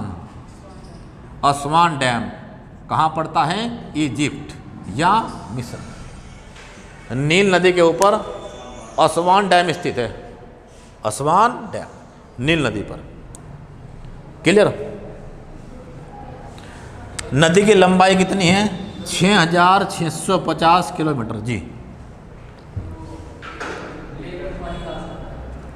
बिल्कुल, ये जानने वाला सवाल है। इतना पानी कहाँ से आ रहा? नदी बंद क्यों नहीं हो रही है ना? कोई ऊपर से बाल्टियाँ बाल्टियाँ गिर रहा है, कैसे चल रहा है कार्यक्रम? हर जगह स्रोत है पानी के, हर जगह पानी के स्रोत है, जो उस क्षेत्र का सारा पानी इकट्ठा करके ला रहे हैं और उस फ्लो को मेंटेन कर रहे हैं। यानी बड़ी मात्रा में इसमें इतना पानी है कि वो 1 साल तक चल रहा है, फिर बरसात हो गई, फिर पानी भर गया, या उस ग्लेशियर जोन से पानी आता है। यानी हर जोन का जो वाटर रिसोर्स है, हर झील का, वो अलग अलग है। तो बहुत सी झीलों के अंदर बड़ी मात्रा में रिजर्वायर है। हमने टिहरी झील एक बार भर दी और उससे पानी निकल रहा है, हम कर रहे हैं उसे मेंटेन। पिछली ओर से बर्फ़ पिघल के आ रही है और आगे लगातार जा रही है। तो बहुत सारी मैन मेड है, बहुत सारी नेचुरल है, लेकिन सोर्स क्या है? या तो रिजर्वायर, पानी बड़ी मात्रा में इकट्ठा हो, या ग्लेशियर से आता हो। ठीक, कहीं ना कहीं जल स्रोत इनके पास आ रहे हैं, तब पानी आगे जा रहा है। नंबर 1 तो ये। दूसरी कौन है? इसके बारे में कोई दिक्कत तो नहीं? लंबाई इतनी है 6650 किलोमीटर। 1-2 बात जरा हो रहे वो लिख दो इसके बारे में चाहे।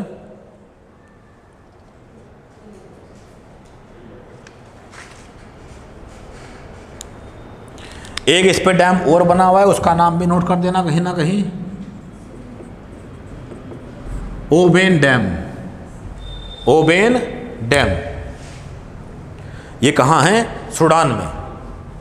ओबेन डैम सूडान में और असवान डैम मिस्र में, इसी नदी के ऊपर बना हुआ है। ठीक, जो मिस्र की राजधानी है काहिरा, उसे बोलते हैं इंग्लिश में कायरो, वो भी इसी नदी के किनारे स्थित है। काहिरा या कायरो। और जाती कहाँ है ये? भूमध्य सागर में, मेडिटेरियन सी। क्लियर? अब प्राचीन काल में बड़ी मात्रा में बरसात होती, और इस एरिया के अंदर केन्या वाला जोन जितना भी है, ये कहाँ स्थित है झील? 3 जगह, केनिया, तंजानिया और युगांडा। दुनिया में केनिया ऐसा देश है बस। ये बताओ हमारे देश भारत में मानसून कितनी बार आता है? एक साल में एक बार आता है, 2 बार आता है?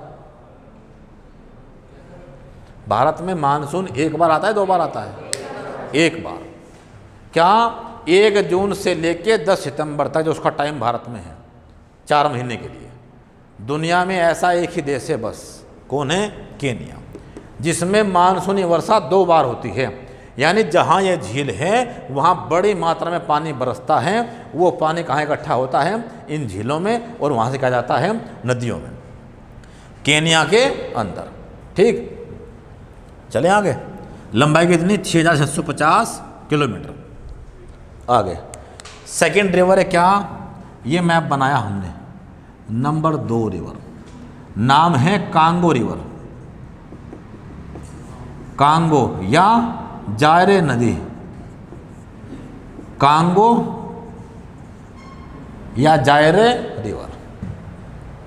सेकंड,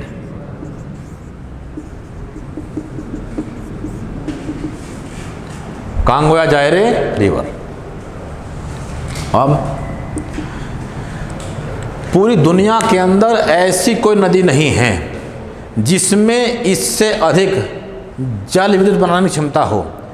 जल विद्युत बनाने की क्षमता हो, यानी पन बिजली की जो मैक्सिमम कैपेसिटी है वो किस रिवर के अंदर है वर्ल्ड में? इतना पानी किसी नदी में नहीं है। ठीक, क्योंकि ये नदी कहाँ है? इक्वेटर पे। इक्वेटर पे डेली होती है बारिश, रोज डेली। ये झील कहाँ है? इक्वेटर पे।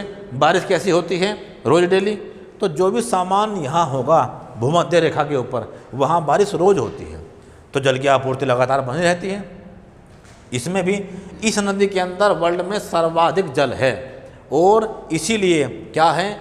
दुनिया के अंदर सर्वाधिक जल विद्युत क्षमता किस नदी में है? कांगो में। Maximum hydel power capacity in the world, Congo river के अंदर, विश्व में सबसे अधिक। और ये बताओ भारत का जो सबसे बड़ा बांध है बिजली बनाने का, उसका नाम क्या है? फिलहाल अभी टिहरी डैम, 2400 मेगावाट का। क्या? भागीरथी भिलंगाना के संगम पर, टिहरी में, हमारे स्टेट में ही। और एक प्रोजेक्ट अभी बन रहा है भारत में, सुबनसिरी। कहाँ? अरुणाचल प्रदेश में। सुबनसिरी अरुणाचल प्रदेश के अंदर। और कहाँ? ब्रह्मपुत्र की सहायक नदी है सुबनसिरी, उसके ऊपर 6000 मेगावाट का। तो अब तक 2400 मेगावाट सबसे बड़ा है हमारे पास, और 6 का हम बना रहे हैं, सबसे बड़ा अब तक का हमारा। दुनिया में जो सबसे बड़ा प्रोजेक्ट है बिजली का नदी के ऊपर, हाइडल पावर प्रोजेक्ट, वो फिलहाल चीन का है। 3 गोर्जेस। 3 गोर्जेस आज के टाइम में दुनिया का सबसे बड़ा बांध है पूरे वर्ल्ड का। इससे बड़े वर्ल्ड में कोई डैम नहीं है। कितनी कैपेसिटी है?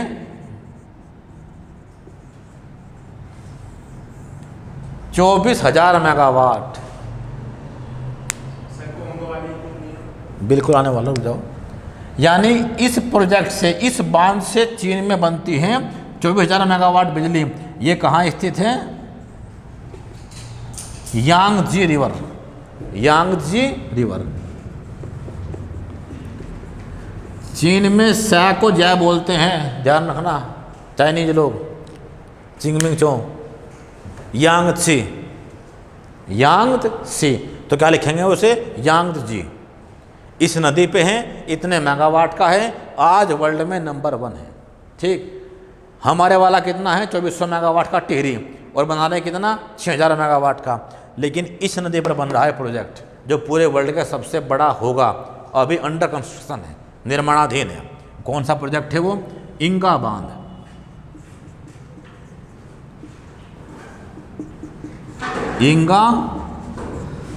इंगा बांध। चल दिया, पेपर है कोई नहीं। इंगा बांध यानी क्या चीज? पूरी दुनिया का सबसे बड़ा बांध होगा ये इस रिवर के ऊपर। और कितनी कैपेसिटी होगी इसकी? 39,000 से लेके 43,000 मेगावाट। सारे भारत में इतनी बिजली, पन बिजली से बनना मुश्किल है। हम इतने बनाते होंगे लगभग। हम बना रहे हैं 3,68,000 मेगावाट, जिसकी 16% किससे बनती है? हाइड्रो पावर से। 16×3 = 48, यानी हम तो लगभग इतनी ही बिजली बना रहे हैं पूरा देश मिलके, और यहाँ क्या बना देगा? तो देश बेचारा गरीब है बहुत, देश बहुत ही। और दिक्कत क्या है कि इतने पैसे हैं नहीं दमादम बना के रेडी कर दें, तो प्रोजेक्ट चल रहा है 40 साल से, पैसे का जुगाड़ कर रहे हैं अपना, उधार ले कहीं ना कहीं से, और अपना बना रहे। और कब पूरा होगा? 2025 में, ठीक। उस समय ये वर्ल्ड का सबसे बड़ा प्रोजेक्ट होगा, और इस देश की सारी नीड पूरी कर देगा अकेला ही, इतनी बिजली की, ठीक क्या। और बिजली कहाँ बेचेगा ये? अफ्रीका वाले देशों को, और को, उससे पैसे कमाएगा और अपने प्रोजेक्ट के पैसे पूरे करेगा। इंगा बांध, कांगो रिवर, ठीक, इतने मेगावाट पूरा का होगा 2025 में। क्लियर? यहाँ तक कोई दिक्कत तो नहीं? अफ्रीका की सर्वाधिक पानी ढोने वाली नदी, हमने पढ़ा अभी कि इससे अधिक पानी पूरे अफ्रीका में किसी नदी में नहीं है। तो पूरे अफ्रीका में सर्वाधिक पानी ढोने वाली नदी, यानी मैक्सिमम वाटर रिटेनिंग कैपेसिटी किसकी है? इसी रिवर की, पूरे अफ्रीका में। अगला,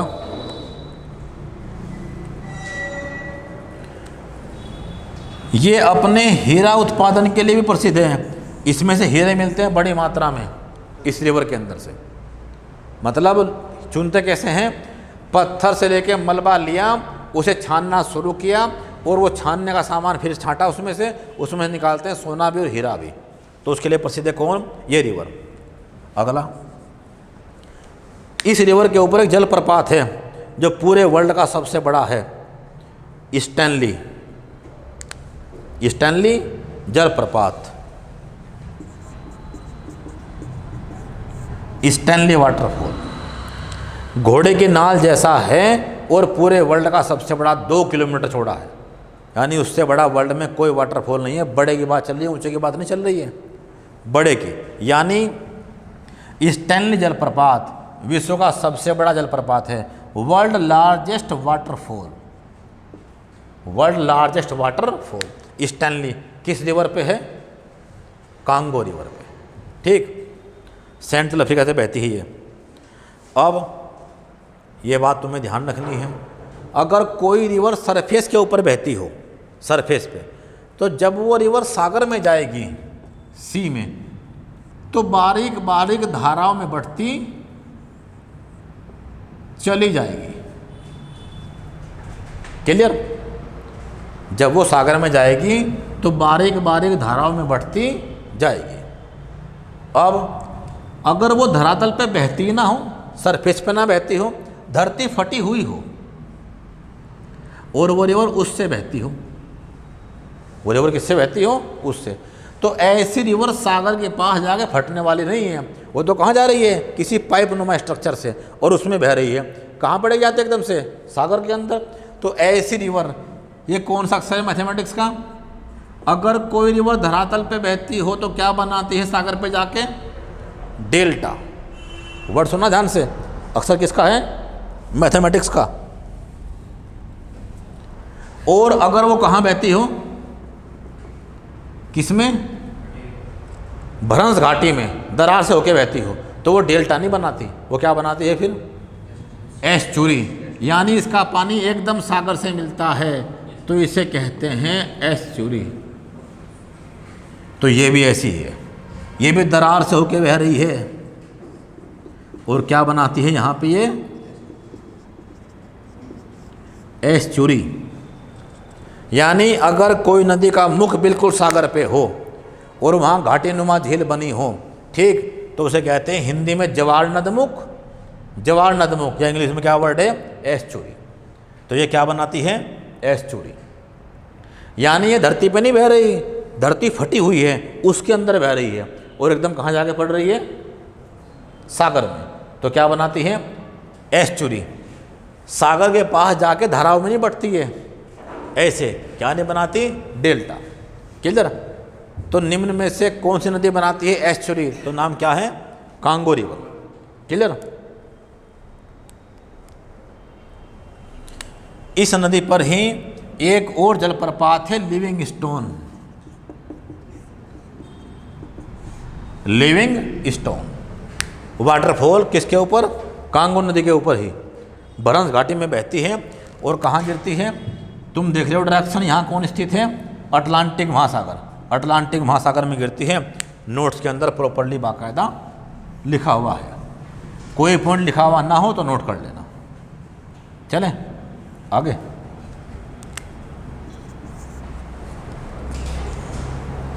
तीसरी नदी, आज नदियाँ खत्म हो जाएंगी पूरी है, अगली 2 क्लास में पूरी अफ्रीका खत्म। अगली रिवर क्या है? एक रिवर है जिसका नाम है लिम्पोपो, लिम्पोपो, लिम्पोपो नदी।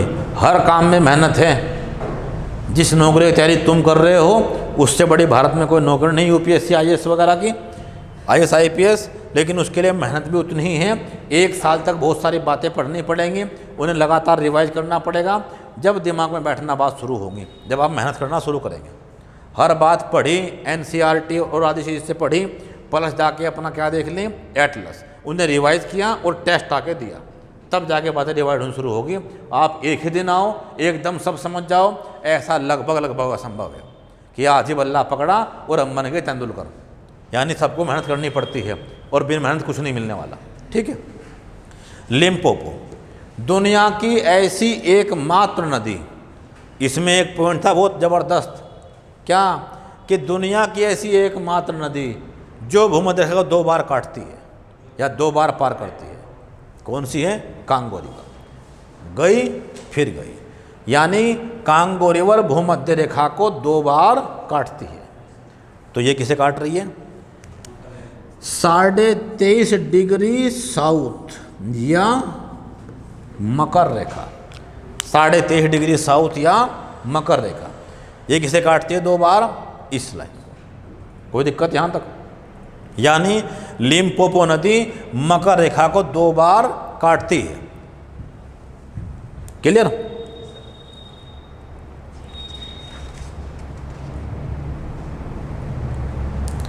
और ये सीमा बनाती है किसकी? 2 देशों की। नीचे देश पड़ता है दक्षिण अफ्रीका और ऊपर पड़ता है क्या? जिम्बाब्वे। जिम्बाब्वे देश एक, उसकी सीमा बनाती है। अगर कोई नेचुरल चीज़, कोई पर्वत, कोई नदी, कोई पठार 2 कंट्रियों को अलग अलग करता है तो उसे बोलते हैं नेचुरल बॉर्डर। ठीक। तो लिम्पोपो नदी दुनिया की ऐसी एकमात्र नदी है जो किसे? मकर रेखा या ट्रॉपिक ऑफ कैप्रिकॉर्न को 2 बार पार करती है, क्रॉस द 2 टाइम्स, और बनाती है नेचुरल बॉर्डर, करते 2 कंट्री को अलग अलग, एक जिम्बाब्वे और एक दक्षिण अफ्रीका। क्लियर? अगली रिवर यहीं से निकलती है एक और, ड्रैकेंसबर्ग के पर्वत से। ड्रैकेंसबर्ग नाम का पर्वत है, हमने पढ़ा पीछे अभी, ड्रैकेंसबर्ग माउंटेन।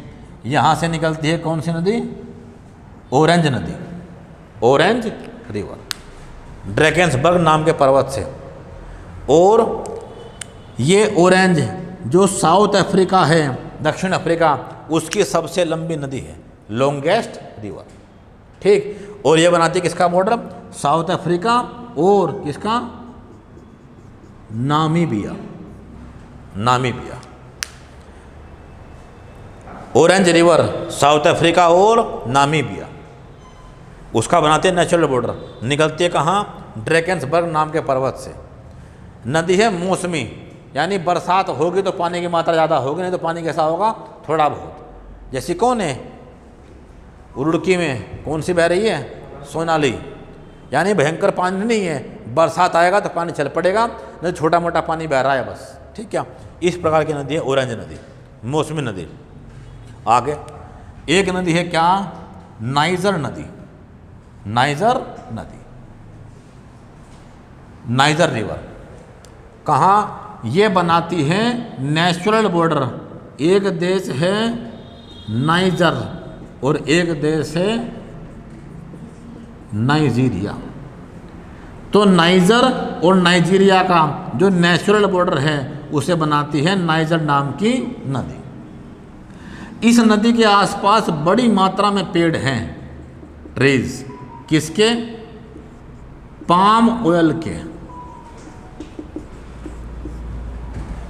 पाम ऑयल यानी ताड़ के वृक्ष। इस नदी के आसपास पाम ऑयल के बहुत ट्री हैं, ताड़ के, तो इस नदी का नाम पड़ गया क्या? पाम ऑयल रिवर या तेल ताड़ की नदी। कौन? नाइजर रिवर, पाम ऑयल या तेल ताड़ की नदी। क्लियर? इस पे एक बांध बना है जो इस तरह सबसे बड़ा बांध है नाइजीरिया का, उस बांध का नाम है कैंजी, कैंजी बांध। क्लियर? यहां तक कोई दिक्कत तो नहीं? पहुंचे आगे? तेल ताड़ की नदी, पाम ऑयल खाते हैं इसे, सुबह सुबह खा रहे बहुत से लोग पराठे, किसके? रिफाइंड के, जो बहुत बेकार तेल है, कुछ नहीं है इसके अंदर। क्या ले रहे हैं हम? सड़ा हुआ पाम तेल, उसे कर रखा रिफाइन, केमिकल से साफ और पतला और लाइट। ठीक क्या? टीवी पे चल रहे 24 घंटे ऐड, बढ़िया बढ़िया हीरोइन दुनिया भर की बात बता रही है। ठीक क्या? ये तेल कम सोखता है, फलाना ढिमका, और सारे तेल कैसे हैं? रिफाइंड। इनसे सैकड़ों गुना अच्छा है कौन? सरसों का तेल, और बेस्ट है कौन? ऑलिव ऑयल, जो स्वास्थ्य के लिए अच्छे हैं। ठीक, अब इसे रिफाइन करते हैं और रिफाइन ऑयल बनाते हैं, और ये स्वास्थ्य के लिए बिल्कुल बेकार है, कोई फ़ायदा नहीं है इसका। ठीक क्या? इसे अच्छा पाने वाले पराठे खा ले चले। भारत भी इसका आयात कर रहा है मलेशिया से पाम ऑयल का, और भारत में चूँकि सस्ता है और तेलों की अपेक्षा, तो लोग इसका इस्तेमाल कर रहे हैं। डबल रिफाइन यानी वो पानी पानी है, बस उसमें तेल वगैरह कुछ नहीं है। तो यहाँ ताड़ के वृक्ष से पाम ऑयल के, तो नदी का नाम पड़ गया पाम ऑयल रिवर या तेल ताड़ की नदी। और इस पे कौन सा डैम बना हुआ है? कैंजी। क्लियर? यहाँ तक कोई दिक्कत?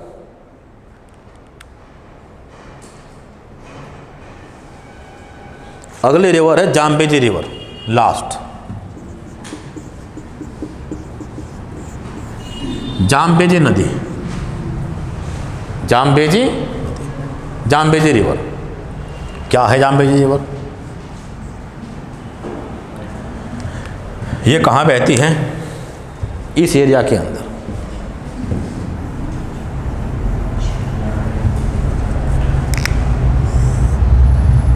ये है Zambezi river.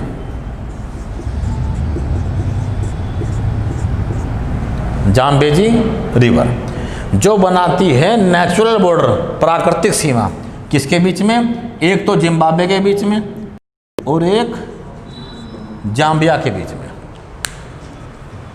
Zambezi river Zambia और जिम्बाब्वे, इसके बीच में नेचुरल बॉर्डर बनाती है। जितनी बात आपको याद करनी, ये ब्लैंक मैप बनाना और अपने हाथ से भर के देखना। जैसे आपने एक बार अपने हाथ से भरा और मैप पे देखा, तो बस एक ही बार मेहनत करनी है, किस टॉपिक पे बार बार मेहनत नहीं करनी, ये तो दिमाग में छप जाएंगी सब बातें आपकी। मैप आपके पास लगे हुए, जिस रूप में आप पढ़ते हो वर्ल्ड का मैप, फिजिकल भी और पॉलिटिकल भी, तो ये काम आपके बड़े आसान होंगे, सब कुछ सामने होगा हर समय। ठीक है? नहीं मैप मिलेंगे तो सारे मैप मंगवा के आपको हम देंगे, पूरे मैप्स हर चीज़ के, जैसे आप देख रहे क्लास के अंदर। ठीक है? जाम्बेजी और जाम्बिया, इन दो को अलग करती है। अब इसी में एक जगह पड़ती है इस रिवर के ऊपर, उस प्लेस का नाम है रोडेशिया। क्या नाम है? रोडेशिया। ये एक प्लेस है। ठीक,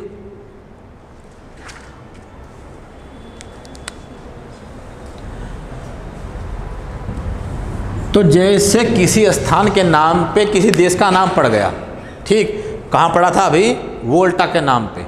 एक अपर वोल्टा था और एक लोअर वोल्टा था। अपर वोल्टा बुर्किना फासो और लोअर वोल्टा घाना। तो इसके नाम पे भी नाम पड़ा रोडेशिया के, रोडेशिया।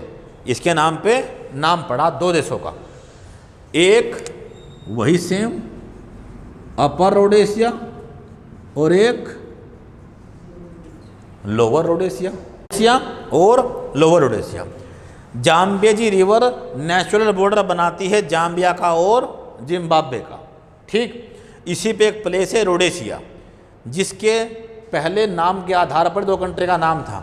एक देश को बोलते अपर रोडेशिया, एक को बोलते लोअर रोडेशिया। तो जो लोअर रोडेशिया है उसका आज नाम क्या है? जिम्बाब्वे, नया नाम उसका। और जो अपर रोडेशिया था उसका नाम आज क्या है? जाम्बिया। तो रोडेशिया के नाम पर दो कंट्री के प्राचीन नाम थे। क्या? अपर रोडेशिया, आज नया नाम है जाम्बिया, और लोअर रोडेशिया आज नया नाम है जिम्बाब्वे। क्लियर? कोई दिक्कत यहाँ तक? अब इसी रोडेशिया प्लेस के पास ही एक डैम बना हुआ है जो पूरे अफ्रीका महाद्वीप का सबसे बड़ा डैम है फिलहाल। और क्या नाम है इस डैम का? करीबा डैम, करीबा बांध। Kariba dam is the largest dam of Africa which is situated on Rhodesia and Zambia river, Zambezi river. Zambezi नदी के ऊपर क्या बना हुआ है? रोडेशिया नाम के स्थान पे करीबा बांध पूरे अफ्रीकन कॉन्टिनेंट का सबसे बड़ा बांध है, सबसे बड़ा बांध। क्लियर बातचीत? कोई दिक्कत तो नहीं यहाँ तक? अब क्या चीज़ है?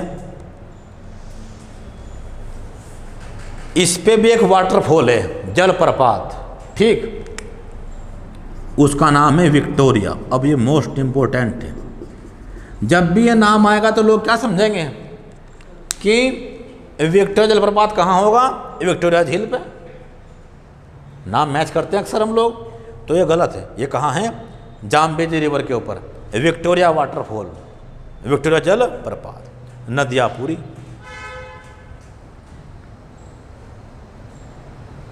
ठीक, यहाँ तक कोई दिक्कत?